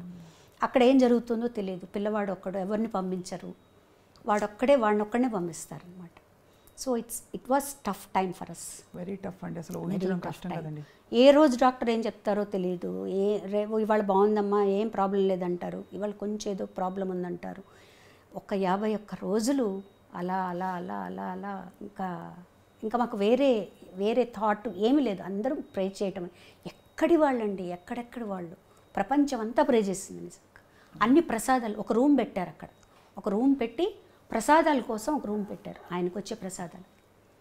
అవును, కొంతమంది విభూతులు పంపించడం, షాల్స్ అన్నీ అన్నమాట. అసలు వరప్రసాద్ రెడ్డి గారు కూడా అప్పుడు వరప్రసాద్ రెడ్డి గారు కూడా పంపించారు, కంచిపేట నుంచి పంపించారు, తిరుమల తిరుపతి దేవస్థానం, ఇక్కడి నుంచి అందరూ. బాలుగారు వరప్రసాద్ రెడ్డి గారు అయితే రోజు ఫోన్ చేసేవారు, ఎలా ఉంది ఈరోజు, ఎలా ఉంది ఈరోజు, ఎలా ఉంది ఈరోజు, ఎలా ఉంది. అందులో బాలుగారి గొంతు అంటే కీర్తించని దేవుడు లేడు. అన్ని బాణీల పాటలు అందరు దేవుళ్ళకి పాడారు కదండి. అసలు ఇప్పటికీ ఎలా తప్పించుకుంటామండి ఆయన నుంచి మనం, చెప్పండి. మీరు ఏ రోజు ఏది ఆన్ చేసినా ఎక్కడో ఒక చోట ఆయన వస్తారు, అంతే. ఏ గుడికి వెళ్ళినా ఆయన ఉంటారు. సో ఆయన నుంచి మనం తప్పించుకోవడం అంటూ ఏం లేదు, ఆయనతో కలిసి బతకడమే మన పని, అంతే. అలా అనుకుని సంతోషపడాల్సిందే. అలాంటి వ్యక్తులు చాలా రేర్, కారణ జన్ములు వాళ్ళు, అంతే. అంతకంటే మా అన్నయ్య గురించి నేనేం చెప్పలేను. సత్యం అండి. మీరు భౌతికంగా చివరిసారి ఎప్పుడు కలిశారండి? తేదీ గుర్తుందా మీకు? తేదీ తను September 25th చనిపోయారు. 14th ఆ ప్రాంతంలో కలిశాను. ఆ తర్వాత ఇంకెవరిని అలో చేయలేదండి. అప్పటికే మీకు కొంత అవగాహన ఉండుంటుంది, అంటే అవగాహన ఉండేది, కానీ అది ప్రేమ అంటారా మరి, అది కప్పేస్తుందేమో అనుకుంటారు. నాకు మా చెల్లికి ఎందుకు ఎలా అయినా తను బయటకు వచ్చేస్తాడు, హీజ్ అ ఫైటర్, వచ్చేస్తాడే అనిపించి, అన్నకి ఏం కాదు నాన్న చూసుకుంటారు, అన్నకి ఏం కాదనే అనుకునేవాళ్ళం. ఫోన్లో మాట్లాడుకో, ఏం కాదు వచ్చేస్తాడు తను, ఏం ప్రాబ్లం లేదు. మీరు అన్నట్టు పాట లేకుండా, ఎందుకంటే అప్పుడెప్పుడో నాడ్యూల్ వచ్చి సర్జరీ చేయించాలన్నప్పుడు లతాజీ చేయించద్దు అని చెప్పారు. ఈ విషయాన్ని పంచుకున్నారు మాతో ఒక ఇంటర్వ్యూలో. అంటే పాట లేకుండా బాలుగారిని ఊహించుకోలేమండి ఎవరు. ఊహించుకోలేము. మాట రెండు. ఇంకా ఇప్పుడు కూడా నేను టెలిఫోను రేరు, తను ఎప్పుడైనా చేసినా కూడా ల్యాండ్లైన్ చేస్తారు ఫోన్, మా పై రూమ్లోకి అనమాట. ఫోన్ తీయగానే ఆ లైన్కి అన్నయ్య చేస్తారని మాకు తెలుసు, నేనమ్మా అన్నని అంటారనమాట. అది అలా రింగ్ అవుతూనే ఉంటుంది మనసులో. ఫోన్ వస్తుంది అంటే ఇంకా ఆ తర్వాత ఆ ఫోన్కి ఇంకా ఫోన్లు రావడం మానేసాయి అనమాట. ఆ ఫోన్ వస్తుందంటే నేనమ్మా అన్నయ్య చేస్తుంటారు, ఇంకా అన్నయ్య కదా ఫోన్ చేస్తారని చెప్పి తీసుకునేవాళ్ళు అనమాట. సో మెనీ థింగ్స్ ఒక్క రోజులో మర్చిపోయే విషయాలు కాదు. అయ్యో, ఎంత జీవితకాలం మీ వెన్నంటే ఒక తండ్రి జీవితాంతం ఉంటుందండి, జీవితాంతం ఉంటుంది. ఎన్ని ప్రయాణాలు. తను చనిపోయిన తర్వాత ఒక 1 month తర్వాత నేను ఎయిర్పోర్ట్కి వెళ్తే నా వల్ల అవ్వలేదు అసలు. ఎందుకంటే మేము పక్కనే నెక్స్ట్ స్ట్రీట్లో తను ఉంటారు. తను బయలుదేరేటప్పుడు నాకు ఫోన్ చేసేవాడు, బయలుదేరుతున్నావా ఎయిర్పోర్ట్కి అని. తను ముందు వెళ్ళిపోతే అక్కడి నుంచి నాకు ఫోన్ చేసేవాడు. ఎంతసేపు ఓవర్సీస్కి అయితే మరి వీసాలు అవన్నీ చెకింగ్ ఉంటుంది. ఇంకా రాలేదు, నువ్వు వెయిట్ చేస్తున్నావు, తొందరగా రా. ఆ ఎయిర్పోర్టు అక్కడ వెళ్ళటం, అందరం కలిసి వెళ్ళటం చాలా రోజుల వరకు నాకు చరణ్కి అది చాలా కష్టం అనిపించింది, ట్రావెలింగ్ అనమాట. తర్వాత మాకు మేమే నెమ్మదిగా ఇలా అనుకొని నాన్న కష్టపడి బెడ్లో ఉండి ఇంత చేసే కంటే కూడా వెళ్ళిపోయారు ఆయన ఒక రకంగా. అలా సర్దుకొని వాడికి సర్ది చెప్పి. ప్రేమ నుంచి మనకి చిన్న కోపం కూడా వస్తుంది. అన్నయ్య కోవిడ్ టైం ట్రావెల్ చేయొద్దంటే వెళ్ళిపోయారు మీరు ఇలాగా పాట పాడడానికి అని. ఒక్క కించితైనా అలాంటి ఒక ఆలోచన వచ్చిందా, ఎందుకు పాడడానికి వెళ్ళిపోయారు అన్నయ్య, అంత రిస్క్ తీసుకుని ఎందుకు వెళ్ళారు మీరు అని? అంటే తను వెళ్ళారు అని నాకు తెలియదండి. యాక్చువల్గా సుధాకర్ గారికి ఫోన్ చేశారట ఆయన, ఇట్లా వద్దాం అనుకుంటున్నాను, అక్కడ పరిస్థితులు ఎలా ఉన్నాయి అని. తను అక్కడే ఉన్నారు అప్పుడు. ఆ లెవెల్లో రామోజీ ఫిలిం సిటీలో అన్ని జాగ్రత్తలు తీసుకుంటున్నారండి, నేను షూట్ చేస్తున్నానని చెప్పారట. ఆయనకు కూడా మనసులో అది ఉండిపోయింది, నేను ఎందుకు చెప్పాను అలా అని. వదిన అందరూ చెప్పారట. ఈ విషయాలని నాకు తెలియదు, తను అక్కడ ఉన్నారు, తను మధ్యలో వెళ్తున్నారని ఒక 1 month ఎక్కడికి వెళ్ళలేదు. 1 dayకి వెళ్తున్నారని కూడా తను వెళ్ళిపోయాక తెలిసింది మాకు. తెలిసిన తర్వాత తను వచ్చాక మామూలుగా ఉన్నారు, 1 week బాగున్నారు. సరే పర్వాలేదులే, వెళ్ళారు బాగానే ఉన్నారు. రావటం కొంచెం జలుబుతో అట్లా వచ్చారు, బాగానే ఉన్నారు, మామూలు జలుబే అన్నారు, అయింది. నెక్స్ట్ రాఖీ, నేను ఫోన్ చేశాను అనమాట. ఆ రాఖీ రోజు ఫోన్ చేశాను, 5th ఏదో అయిందండి అది. ఫోన్ చేసి ఎప్పుడు ఇంటికి వెళ్తాను నేను అంటే, రామా ఇంటికి రా, వచ్చి రాఖీ కట్టు అన్నారు. ఇప్పుడు వస్తున్నానన్న, బయలుదేరుతున్నాను. మళ్ళీ ఫోన్ చేశాడు తను, వద్దమ్మా నాకు కొంచెం జలుబుగా ఉంది, ఎందుకైనా మంచిది, నేను డాక్టర్ దగ్గరికి వెళ్తున్నాను, నువ్వు రేపు వచ్చి కట్టు, చెక్ ఎందుకు ఇప్పుడు జలుబు ఉంది, నువ్వు వచ్చి మళ్ళీ అప్పుడు కొంచెం పీక్గా ఉంది కదండి. అవును, కోవిడ్ చాలా భయానకంగా ఉందండి. సరే అన్నాను, అదే మాట్లాడింది నేను లాస్ట్. తను హాస్పిటల్కి వెళ్ళారు, ఇంకా అక్కడే ఉండిపోయారు. అయ్యో భగవంతుడు. But we have to celebrate him అండి, అంతే. ఎందుకంటే తనకి ఎవరన్నా డల్గా ఉన్నా, నా ఎప్పుడు ఒక రకంగా మూడ్ అవుట్లో ఉన్నా తనకి ఎప్పుడు నచ్చదు. అందరూ నవ్వుతూ ఉండాలి, అందరూ హ్యాపీగా ఉండాలి అనేదే తన. నవ్వుతూ ఉండేవాళ్ళంటే తనకు చాలా ఇష్టం అసలు ఫస్ట్. సో మమ్మల్ని మాకు మేమే బూస్టప్ చేసుకొని మేమే అనుకున్నాం అనమాట. ఈ సంవత్సరం నేను పల్లవి అందరం కలిసి every year we'll celebrate SPB, అంతే. ఆయనకేమి ఇష్టం అది చేద్దాం, పాటలు పాడుకోవడం, అంత్యాక్షరీలు ఆడుకోవడం, ఇలా చేద్దాం మనం. ఇలా ఊరికే బాధపడి లాభం లేదు, వీల్ సెలబ్రేట్. గొప్పగా ఉందండి మీ ఆలోచన, బాలుగారి ఆలోచన లాగే ఉంది. మొత్తం పాట మాట ప్రయాణం అన్నయ్యతో మీరు కలిసి ఈ బ్యూటిఫుల్ లైఫ్ని షేర్ చేసుకున్నారు శైలజ గారు. అన్నయ్య నుంచి మీరు నేర్చుకున్న, అంటే చాలా మీకు బాగా ఇన్ఫ్లుయెన్స్ అయిన ఒక 2-3 విషయాలు, గుణాలు. అఫ్కోర్స్ మీ నమ్రతను చూస్తే అర్థమైపోతుంది అందరికీ. బాధ్యత అండి అది చాలా. అంటే తను ఒక వ్యక్తి పరిచయం అయ్యాడు, తనకు దగ్గరయ్యాడు అంటే మొత్తం బాధ్యత తీసుకుంటాడు, ఆషామాషిగా కాదు. చాలా అలా చెప్పాలంటే ఎన్ని ఫ్యామిలీస్ తన మీద ఆధారపడి ఉన్నాయి. తను ఒక్కసారి తను లేడు అనేటప్పటికీ ఎంతమంది ఎఫెక్ట్ అయ్యారో. ఒక బాధ్యత తీసుకుంటే తను సంపూర్ణంగా దాన్ని నిర్వర్తించేవాడు. లేకపోతే నువ్వు బాధ్యత తీసుకుంటే మటుకు దాన్ని సంపూర్ణంగా చేయాలి. తర్వాత కృతజ్ఞత, తనకి ఎవరన్నా ఇంత చిన్నది చేస్తే చాలు, దాన్ని ఇంకా లైఫ్ లాంగ్ గుర్తుపెట్టుకొని వాళ్ళ జీవితం అంతా సహాయం చేస్తారు వాళ్ళకి. ఈ 2 విషయాలు నేను బాగా గమనించానండి. తన ఫ్రెండ్స్ కానీ, ఆ ఫ్రెండ్స్ కానీ ఎవరు బాగాలేదన్నా కూడా నా చేతనైన సహాయం ఇది. నాకు తర్వాత తను పోయాక చాలా విషయాలు తెలిసాయి అన్నమాట. డ్రైవర్కి కొంత డబ్బులు ఇచ్చి హైదరాబాద్లో కానీ చెన్నైలో కానీ కొన్ని హాస్పిటల్స్కి పంపించి, ఫలానా వాళ్ళకి ఈ డబ్బులు ఇచ్చిరా, ఫలానా హాస్పిటల్లో వీళ్ళు ఉన్నారు వాళ్ళకి హెల్ప్ చేసిరా, ఇవన్నీ చెప్పు. ఎవరు పంపించారంటే ఏం లేదు, వచ్చేసాయి అని ఇలా రోజు పంపించేవారు. అలా చాలా రకాల హెల్ప్ చేశారు అన్నట్టు. చాలా ఇంకా ఫ్యామిలీ అయితే చెప్పక్కల, మా సిస్టర్స్ని కానీ అందరినీ కానీ. అసలు ఒక కొండ మా వెనకాల, పెద్ద కొండ అనమాట. తను లేడు అంటే ఫస్ట్ అనిపించింది, ఓకే తను లేడు, ఆ బాధ్యత ఎలా, దాన్ని ఎలా మోయాలి ఇప్పుడు మనం ఏమీ యాడ్ అవడం ఇది కాదు, తనేం చేశాడో దాన్ని మనం తీసుకోవాలి బాధ్యత, అంతే కదండి. అలా వదిలేయలేం కదా. తను చేసిన బాధ్యతలు పట్టుకున్న తనకేది మోటివేషనో అదే తీసుకొని ఆ దారిలో మనం నడవాలి. సో ఇదే కొంతవరకు తీసుకోగలిగారా మీరు? అంటే ఒక 25% వరకు తీసుకోగలిగానండి. అలా గొప్ప విషయం అండి. తీసుకోగలిగాను. అది కూడా తను హెల్ప్ చేస్తేనే, తన పైనుండి ఆశీర్వదిస్తేనే అండి, అంతే.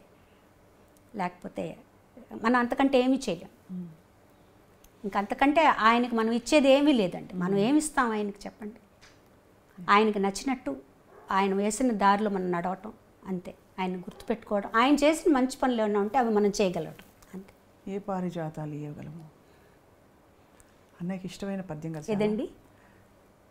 మీరు పాడేవారు ఒక పద్యం చాలా ఇష్టం అని. ఏ పారిజాతాలు ఇవ్వగలము? నాకు చాలా ఇష్టం అండి నిజంగానే అది. ఇది తనకు కూడా వర్తిస్తుంది. అది అందుకనే మీరు ఆ మాట అన్నారనే. ఏ పారిజాతం ములియగలనో చెలి, గిరిమల్లియలు తప్ప గరిక పూలు తప్ప, ఏ కానుకలను అందించగలనో సఖీ, గుండెలో తులదాచుకున్న వలపులు తప్ప, జగతిపై నడయాడు చంచలావల్లిక, తరుణియాకృతి దాల్చు శరదిందు చంద్రిక, శరదిందు చంద్రిక, కలువ పూల చెంత చేరి కైమోడు పుసేతును, నా కలికి మిన్న కన్నులలో కలకలమని విరియాలని, మబ్బులతో ఒక్క మారు మనవి చేసుకొందును, నా అంగన ఫాలాంగణమున ముంగురులై కదలాలని, చుక్కలతో ఒక్కసారి సూచింతును నా ప్రేయసి నల్లని వాల్జడ సందుల మల్లియలై మొలవాలని, పూర్ణ సుధాకర బింబంబునకు వినతి సేతును నా పొలతికి ముఖబింబమై కళలు దిద్దుకోవాలని, ప్రకృతి ముందు చేతులెత్తి ప్రార్థింతును కడసారిగా,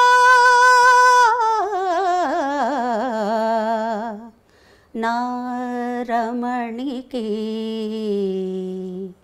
బదులుగా ఆకారము ధరించాలని. అద్భుతంగా ఉందండి. అద్భుతం. ఆ రవ్వలు కానీ సిన్సియరిటీ ఇన్కార్నేట్.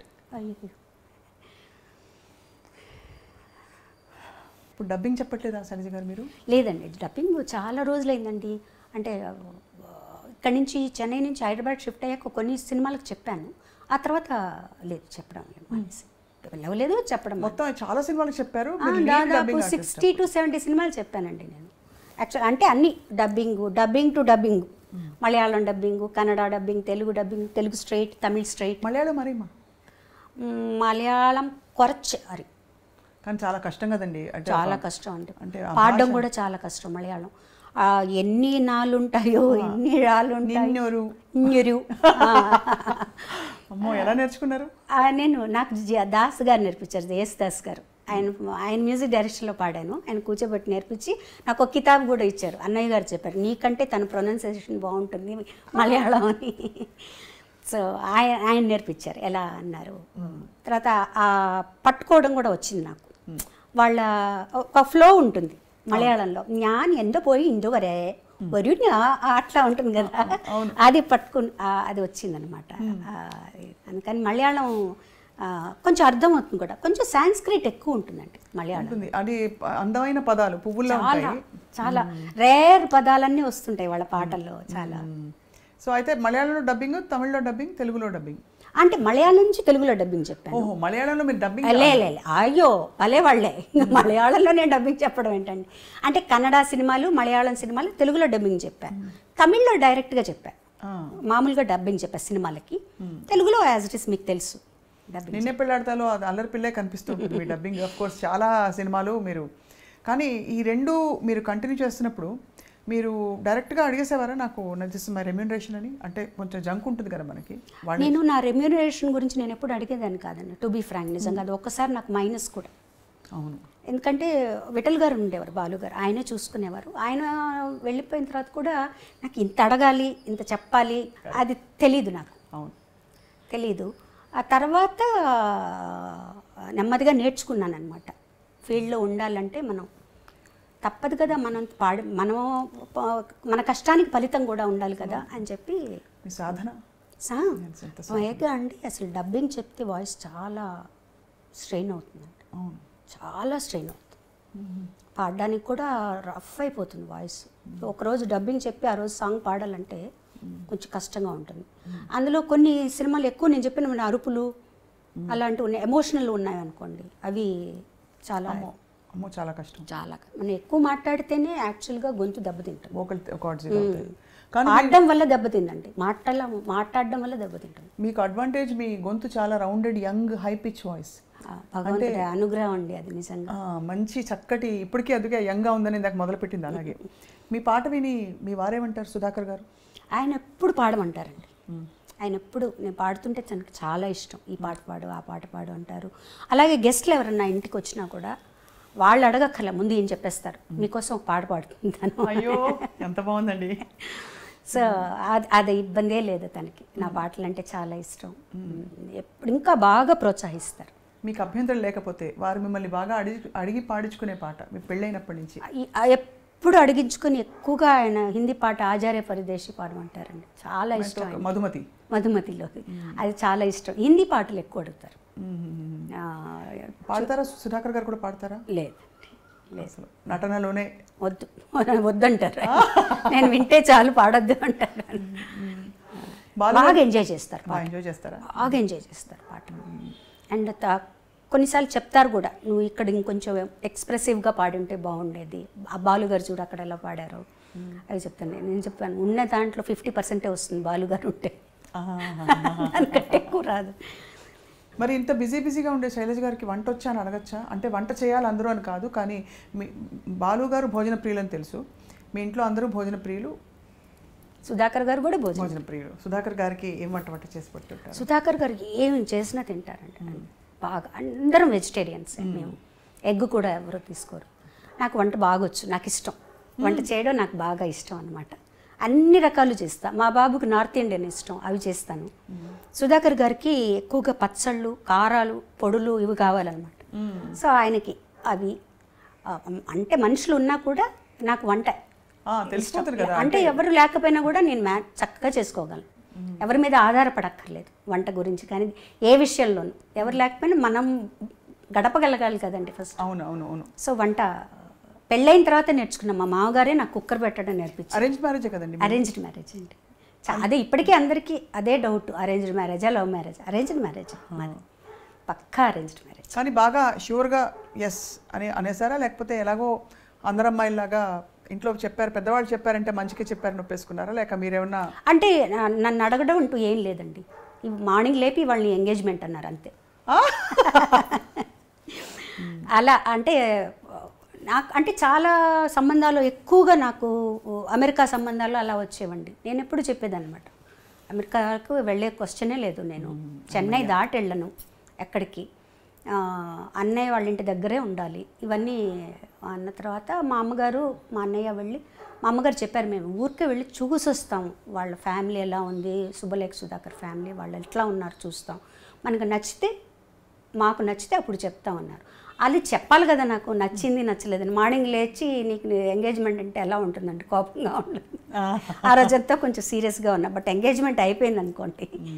తర్వాత మళ్ళీ పాపం ఆయన కూడా చెప్పారు, నాకు కూడా అలాగే చెప్పారు, మార్నింగ్ లేపి నీకు ఎంగేజ్మెంట్ రింగ్ తీసుకురా అమ్మాయికి అని చెప్పారు. ఇంతకీ కొంచెం లేట్గా అడుగుతున్నాను, నచ్చారు కదా? నచ్చారు కదండి, ఎందుకు నచ్చరండి, మంచి మనిషి అండి. వారు ఊరికే అన్నాను ఏదో సరదాకి, కానీ లేదు ఎందుకంటే అమ్మ అన్నయ్య వీళ్ళు సెలెక్ట్ చేశారంటే డెఫినెట్గా మంచి వాళ్ళనే చూసి సెలెక్ట్ చేస్తారు.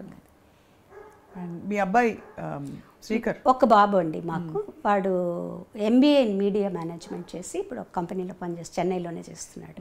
నట వారసత్వం వచ్చిందా, పాట వారసత్వం వచ్చిందా? పాటలంటే పిచ్చి, మ్యూజిక్ అంటే ఏ వారసత్వం రాలేదు. వాడు జాబ్ చేసుకుంటూ హాయిగా ఉంటాను, పాటలు వింటూ. సినిమాలు పిచ్చి అనమాట, సినిమాలు చూస్తాడు, బాగా అనలైజ్ చేస్తాడు, అవన్నీ చేస్తాడు. వాడు ఉండే వింగ్ కూడా అందులోనే ఇప్పుడు పనిచేసేది కూడా. సో వాడికి పాటలు చాలా ఇష్టం. ఇంతో అంతో పాట రాకుండా ఉండదు కదా? వచ్చుండి అంటే శృతి ఉంది నాకు తెలిసి, నా ముందర ఎప్పుడు పాడలేదు. నా నీస్ ఒకసారి రికార్డ్ చేసి పెట్టింది, వాడు ఎక్కడో వాళ్ళ పిల్లలందరూ పాడుతుంటే వాడిని కూడా పాడమని. శృతి ఉంది, పాడగలుగుతాడు. అండ్ చెప్తాడు, ఈ పాటలాగా ఉంది కదమ్మా, ఈ పాట ఈ రాగం ఒకటేనా అట్లా అడుగుతాడనమాట. ఈ పాటలోంచి తీసుకున్నారా ఏమన్నా, అవన్నీ తెలుస్తాయి. అంటే ఏ రకంగానూ ఇటు మా అబ్బాయి కానీ మా వారు కానీ నా కెరియర్కి ఎప్పుడూ ఇబ్బందిగా లేదు, నో చెప్పరు. ఇంకా నువ్వే టిమిడ్గా ఉంటావు, వెళ్ళవు, ఇంకా ప్రోగ్రామ్స్ అవి చేయొచ్చు కదా అంట. నేను కంఫర్టబుల్గా ఉన్నాను చాలు, నాకంటూ కొంచెం టైం కావాలి నా మెడిటేషన్స్కి, నాకు వాటి. మెడిటేషన్ చేస్తారా? చేస్తాను, డైలీ చేస్తాను. రమణ మహర్షి? లేదండి, కామ్గా కూర్చుంటా. నా గురువు గారు వచ్చి చంద్రశేఖరేంద్ర సరస్వతి స్వామి వారు, కంచిపీఠారు. సో కామ్గా కూర్చుంటాను, నాలో ఉండే బ్యాడ్ అంతా పోవాలి, అందరి పట్ల లవ్ రావాలి. ప్రస్తుతం అందరి గురించి అందరూ బాగుండాలనుకోవాలి. అది కష్టం కదండి, మనం ఎంత లేదన్నా ఎక్కడో ఒక చోట ఏదో కోపాలు వస్తాయి ఒకళ్ళ మీద, అవేవి రాకుండా ఉండాలి. కానీ మానవ మాత్రులకే అది సహజం కదా? సహజం. అసలు కూర్చున్నప్పుడు ఎన్ని ఆలోచనలు వస్తాయండి, అప్పుడే వస్తాయి. ఎప్పుడు లేని అన్ని ఆలోచనలన్నీ అప్పుడే వస్తాయి అన్నమాట. అదే సాధన అనుకుంటాను నేను, వాటిని తీసేయడం, నలుగురు బాగుండాలనుకోవటం. సగం మనల్లో కానీ అసూయ లేకపోతే మనం హ్యాపీగా ఉంటామండి, ఆరోగ్యంగా ఉంటాం.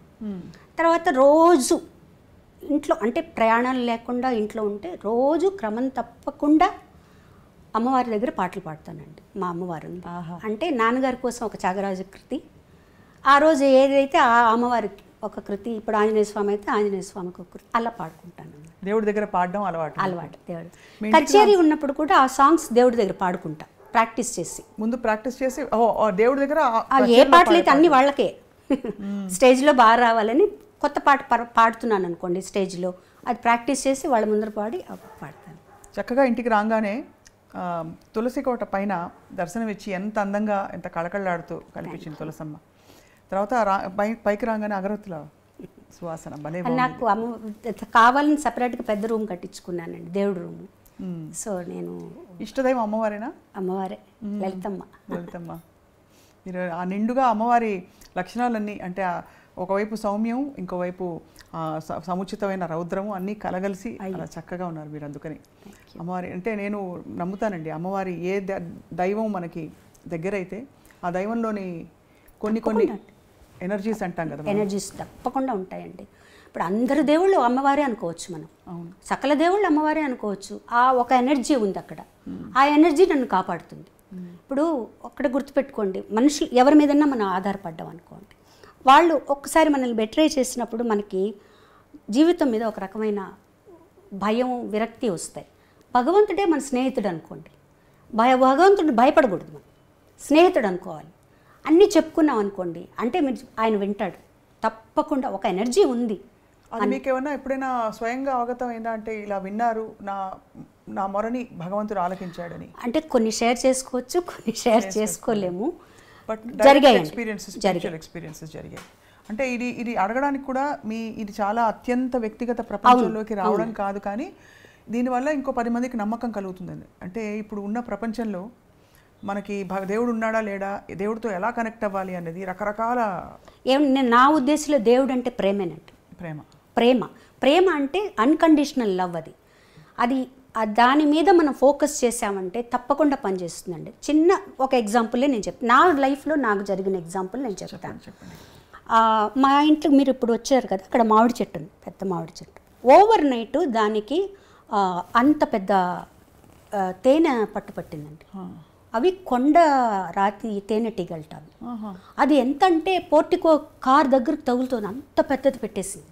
ఒక 3 డేస్లో పెరిగిపోయి బయట వాళ్ళందరూ వచ్చి మాకు చెప్పారు, మా మీరు తీయించేసేయాలి, అది పిల్లలు ఏమన్నా క్రికెట్ ఆడుతూ బాల్ అది తగిలింది అనుకోండి, అవి రేగాయంటే కష్టం. పోలీసులు కూడా వచ్చి చెప్పారు, వాళ్ళెవరో పోలీసులకు చెప్పి వాళ్ళు కూడా చెప్పారు మీరు తీయించేయండి మేడం అని. మనుషులను పిలిపించాం, వాళ్ళు చూసి అమ్మ ఇవి రేర్గా వచ్చే తేనెటీగలు, మీరు రేపు 10 గంటలకు మేము వస్తాము, మీ నైబర్హుడ్ చెప్పండి చుట్టుపక్కల వాళ్ళకి లోపల ఉండమని, ఒక్కసారిగా మందు కొట్టాలి, అది ఎంత పెద్దదిగా ఉంది అని చెప్పి వెళ్ళారు. వాళ్ళు వస్తామని. నేను ఈవినింగ్ 6 o'clockకి మెడిటేషన్ కూర్చుంటాను. సరే నేను పైకి వెళ్ళి ఆ అమ్మవారి దగ్గర కూర్చొని నేను కమ్యూనికేట్ తేనెటీగలతో అనమాట.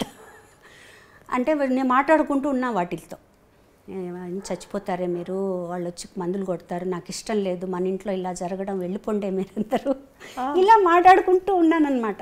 మామూలుగా పిచ్చిగా, అది నాకేం అది ఏదో జరగాల నేను కాదు, వెళ్ళిపోండే, ఒక్కళ్ళు చచ్చిపోయినా కూడా నాకు బాధగా ఉంటుంది కదా, మా ఇంట్లో మీరందరూ ఉన్నారు, ఇన్ని రోజులు ఉన్నారు కదా, ఏమీ చేయలేదు అంటే. నైట్ అయితే అవన్నీ వాకిట్లోకి వచ్చేసేవండి, లైట్ చుట్టూ బ్లాక్ అనమాట, మబ్బులాగా అలా ఉండేవన్నమాట. తలుపు తీయాలంటే భయం వేసేది.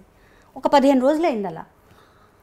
సరే నేను ప్రే చేసుకునేటప్పుడు మటుకు నన్ను ఎవరు డిస్టర్బ్ చేయరు, కాల్స్ వచ్చినా కూడా ఎవరన్నా వచ్చినా కూడా ఎవరు డిస్టర్బ్ చేయరు. లోపల మా డ్రైవర్ పరిగెత్తుకుంటూ వచ్చి డబడబడబడబడబా తలుపు కొట్టాడు. నాకు ఎవరికన్నా ఏమన్నా అయిందా, అంత ఎదుగా ఎవరు కొట్టరు కదా, నేను మెడిటేషన్లో ఉన్నానంటే ఎవరు తీరు కదా. నేను తీలే తలుపు. నేను బయటకు వచ్చేసి కిందికి వచ్చి ఏంటి అన్న, మేడం మీరు ఒకసారి పైన వరండాలోకి రండి, మీరు రండి మేడం అంటే అసలు తేనె పట్టు లేదు. ఎలా? తేనె పట్టు లేదు. తేనె పట్టు ఈగలు వెళ్ళిపోతే ఉంటుంది కదండి, ఆ వ్యాక్స్ లేదు. వీళ్ళందరూ చూశారు. ఆ అబ్బాయి అప్పుడే నన్ను మీరు చూద్దురు రండి, వాళ్ళందరూ మాట్లాడుకుంటున్నారు బయట, డ్రైవర్స్ అందరూ, మా డ్రైవరు పక్కన డ్రైవర్లు అందరూ, ఇది మనకి వాళ్ళు ఉన్నారు కాబట్టి ఇది తార్కాణం అండి జరిగింది అని. ఉన్నట్టుండి ఒక వర్ల్విండ్ లాగా లేచిందట, అది మొత్తం లేచి వీళ్ళందరూ భయపడిపోయారట, మన మీదకి వస్తుంది అని చెప్పి అందరూ ఎవరెవరు ఇళ్లలోకి వాళ్ళు పరిగెడుతున్నారట. ఒక్కసారి పైకి వెళ్ళిపోయినాయండి, అన్నీ మొత్తం వెళ్ళిపోయినాయి. అద్భుతం కదా ఇది. అద్భుతం అంటే అసలు నాకేం అర్థం కాల. నేను ముందు దేవుడి రూమ్లోకి వెళ్ళి అమ్మవారికి థ్యాంక్స్ చెప్పా, అమ్మ థ్యాంక్స్, నువ్వు నాకు హెల్ప్ చేసావు, అవి చచ్చిపోకుండా నా మాట విన్నాయి. ఏదో పిచ్చి పిచ్చిగా మాట్లాడుకుంటాను నేను. అమ్మవారు మా అబ్బాయి కూడా అంటుంటాడు, ఏంటమ్మా ఎవరో ఫ్రెండ్తో మాట్లాడినట్టు నువ్వు మాట్లాడేసుకుంటూ ఉంటావు ఏంటి అంటే, నా ఫ్రెండే దేవుడు అని మాట్లాడుకుంటాను. ఒక ఎనర్జీ, అది లలితమ్మ కావచ్చు, శివుడు కావచ్చు, ఎవరన్నా కావచ్చు, ఒక ఎనర్జీ ఉంది, అది నా మాట వింటుంది, చెప్పుకుంటాను. ఇది జరిగిందంటే నాకు నేను వాళ్ళందరిని అడిగాను, మీరందరూ ఉన్నారు కదా, ఒక మొబైల్తో ఒక తీసుంటచ్చు కదా పిక్చరు అని.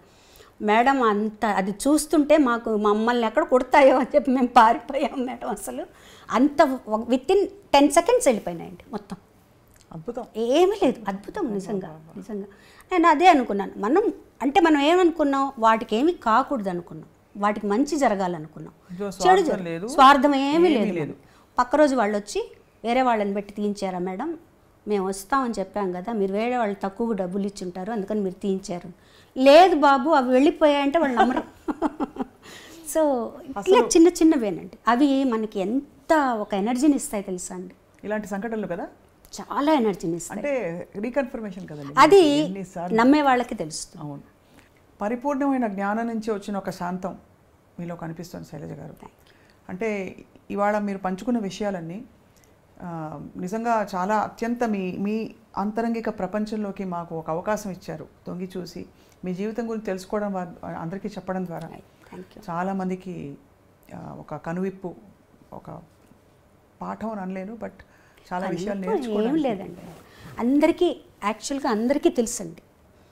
ఇప్పుడు మీకు తెలీదా చెప్పండి, నేనే ఇదే మిమ్మల్ని అడిగితే మీలోంచి ఎన్నో విషయాలు బయటకు వస్తాయి. కొంతమంది అవకాశం వస్తుంది అప్పుడప్పుడు, కొంతమందికి రాదు, అంతే. చాలామందికి ఇప్పుడు ఆ అవేర్నెస్ వచ్చిందండి, చాలా మటుకు వచ్చింది. మీరే గమనించండి, మీరు కొంతమందిని ఇంటర్వ్యూ చేస్తుంటారు ఈ మధ్యకాలంలో, చాలామందిలో అవేర్నెస్ ఒక వేరే ఏదో ఉంది, మనం ఆ ప్రశాంతతను పొందొచ్చు, ఇవి కాదు అనే ఒక రియలైజేషన్ వస్తుందండి. చాలా సంతోషించదగ్గ విషయం. ఈ సందర్భంగా మీ అనుమతితో మొలచిన దేహము ముదియుటకును సరి తలచిన దైవము తనలోనే మాయామోహము మానదిది అని బాలుగారు ఆవిష్కరించిన సీడీ అండి ఇది. చాలా గొప్ప ప్రయాణం శైలజ గారు. ఇప్పుడు పాడుతున్న వారికి ఐ డ్రీమ్ ముఖంగా మీరు రియాలిటీ షో జడ్జిగా ఉన్నారు కాబట్టి అన్ని బాణీలు వస్తున్నాయి, కానీ ఒరిజినల్గా నిలిచిపోయే బాణీలు కొన్నే కనపడుతున్నాయనండి చాలామంది పెద్దలు చెప్తూ ఉంటారు, మీరు ఒక గాయనిగా. సో ఆ ఒరిజినాలిటీని బయటికి తీసుకురావాలంటే సింగర్స్లో ప్రతిభతో పాటు, అంటే శైలజ గారితో ఒక విశిష్టమైన శైలి, అలాగా ఏం చేయొచ్చో ఒక మాట చెప్పవలసిందిగా కోరుతున్నాం. అంటే ఇది ఛానల్స్ వాళ్ళని అడిగితే మాదేం లేదండి సింగర్స్ అంటారు, సింగర్స్ని అడిగితే ఛానల్స్ వాళ్ళు చెప్తున్నాను అంటారు. ఎక్కువగా అండి ఏ రియాలిటీ షోస్కి వెళ్ళినా, ఏ కాంపిటీషన్స్కి వెళ్ళినా రేటింగ్స్ కోసం కొత్త పాటలే పాడిస్తున్నారండి. ముఖ్యంగా కొత్త సాంగ్సే పాడుతున్నారు, అవన్నీ ఈజీగా పాడుతున్నారు. ఒక పాత పాట ఇచ్చి పాడమంటే మాకు కష్టం మేడం, మేము పాడలేమంటున్నారు. పోనీ ప్రాక్టీస్ చేసి పాడండి అంటే ఛానల్ వాళ్ళు వద్దంటున్నారండి అంటారు. గెస్ చేయడం ఎలా అండి వాళ్ళని చెప్పండి. ఇప్పుడు ఒక లెవెల్లో ఉన్న సాంగ్స్ అందరూ పాడుతున్నారు, పాడేవాళ్ళు ఉన్నారు యాక్చువల్గా మంచి పాత పాటలు తీసుకొని. అంటే నేను పాత పాటలే పాడాలని నేను చెప్పట్లేదండి, వాటిల్లో ఉండే ఆ కష్ట సాధ్యమైన కొన్ని గమకాలు అవన్నీ కూడా పాడితే వీళ్ళ పొటెన్షియల్ ఏంటో మనకు తెలుస్తుంది. ఇవన్నీ ఒకటేలాగా అందరూ పాడుతున్నారు. అవును, దాంట్లో ఏదో కొంచెం విరుపులు ఎక్స్ప్రెషన్లు అవే తప్పించి ఒక గమకం కానీ ఒక చక్కటి ఒదుగులు కానీ అవి కనపడట్లేదు. మేము చెప్పినా కూడా జనాలు అంతగా నచ్చరండి. జనాలకి కొత్త పాటలు తప్పిస్తే పాత పాటలు నచ్చవు. ఎందుకు నచ్చవండి? మీరు ఒక ఎపిసోడ్ పాత పాటలతోనే చేయండి, ఎందుకు వింటారు? ఒకవేళ పిల్లలకి ఈ కాంపిటీషన్స్లో ఇలాంటి పాటలే పాడుతున్నా వాళ్ళు పాత పాటలు ప్రాక్టీస్ చేయాలండి, తప్పకుండా చేయాలి. దాని విలువ ఎప్పుడూ ఉంటుంది మేడం. ఇప్పుడు నేను ప్రాక్టీస్ చేయకుండా వదిలేశాను అనుకోండి, గబొక్కని ఏ పారిజాతం లేయగలను, ఎలా పాడగలుగుతాను చెప్పండి. నేను ప్రాక్టీస్ చేస్తుంటేనే అది నేను అప్పుడు వచ్చిన పాటే అది, కానీ దాని మీద ఒక మక్కువ ఉండాలి. ఆ పాటలో ఏదో ఒక మక్కువ ఉంది, దానిలో ఏముంది విషయం తెలియాలి. తర్వాత వాళ్ళని మేము కరెక్ట్గా అనలైజ్ చేయడం ఈజీ అవుతుంది. ఈ పాట వీళ్ళు పాడగలుగుతున్నారు, వీళ్ళల్లో ఈ పొటెన్షియల్ ఉంది అని. అన్ని పాటలు పాడమంటా నేను, ఇవే కాదు అన్ని పాత పాటలు కూడా తీసుకొని ప్రాక్టీస్ చేయండి. ఒక్క పాత పాట తీసుకొని ప్రాక్టీస్ చేస్తే చాలు, ఒక రోజుకు ఒక పాట తీసుకొని ప్రాక్టీస్ చేస్తే చాలండి అసలు నిజంగా. అంటే నేను పాతకాలం పాటలే గొప్ప, ఇప్పుడు గొప్ప అని నేను ఏమీ చెప్పట్లేదు. మీరు ప్రాక్టీస్ చేసి చూడండి, అది ఎంత కష్టమో తెలుస్తుంది. అది మీరు 50% పాడినా చాలు మీకు. అది నా ఉద్దేశం అండి. అంటే నేను ఎవరి మీద ఫోర్స్ చేసి ఇవే పాడాలని నేను చెప్పట్లేదు. ఒకటే రకమైన పాటలు విని విని విని కూడా ఒకసారి చాలా చికాకేస్తుందండి. అన్నీ ఒకటే రకమైన సాంగ్స్, అన్నీ ఒకటే ఎక్స్ప్రెషన్స్, అన్నీ ఒకటే ఇవి. సో మీరు ఆలోచించండి, ఉదయం 9 నుంచి తెల్లవారుజామున 3 గంటల వరకు షూటింగ్ జరిగేటప్పుడు ఇవే పాటలు మనం వింటున్నాం అనుకోండి, పక్క రోజు ఎవరన్నా పాట అన్నారంటే కోపం వచ్చేస్తుంది. నిజంగా మీరు ఎంత ఓపెన్గా చెప్పినందుకు మీ నమస్కారాలు. Thank you. మంచి మాట, నిజంగా చెప్తున్నా. నా వరకైతే నాకు అలాగే అనిపిస్తుంది.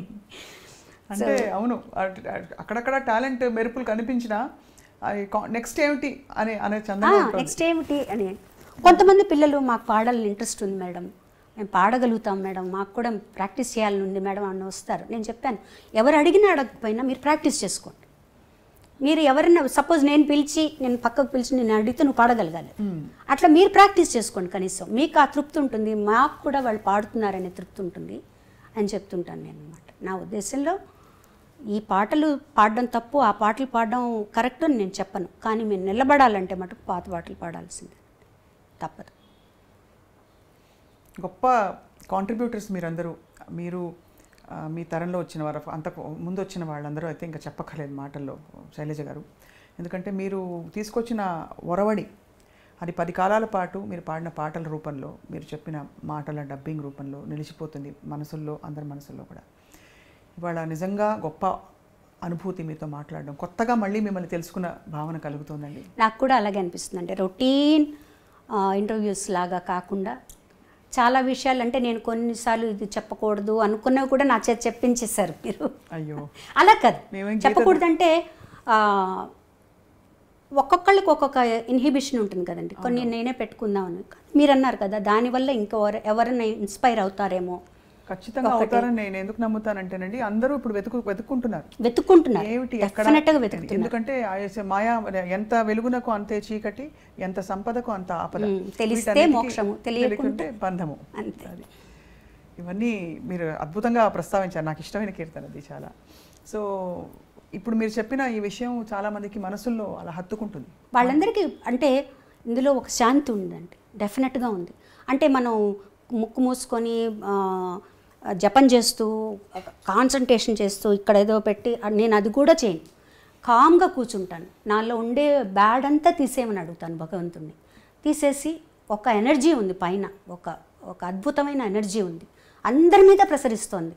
అది నాకు తెలుసుకునేటట్టు చేయి, నాలో ప్రవహించనియదు. ఇదే నేను ప్రాక్టీస్ చేస్తానండి. ఎందుకంటే ఏం చేయను, సాధ్యమైనంత వరకు అందరినీ ఒక సమదృష్టితో చూసేటట్టు. అది కష్టం అండి, అది సాధన చేయడం చాలా ఒక్క రోజులో వచ్చేది కాదు. భగవంతుడి అనుగ్రహం మనకు ఉండాలి, అంతే, తప్పదు. అందరినీ ఒకేలాగా చూడాలి, అందరి పట్ల నిజమైన ప్రేమ ఉండాలి, ఆర్టిఫిషియాలిటీ ఉండకూడదు, అందరూ బాగుండాలని కోరుకోవాలి.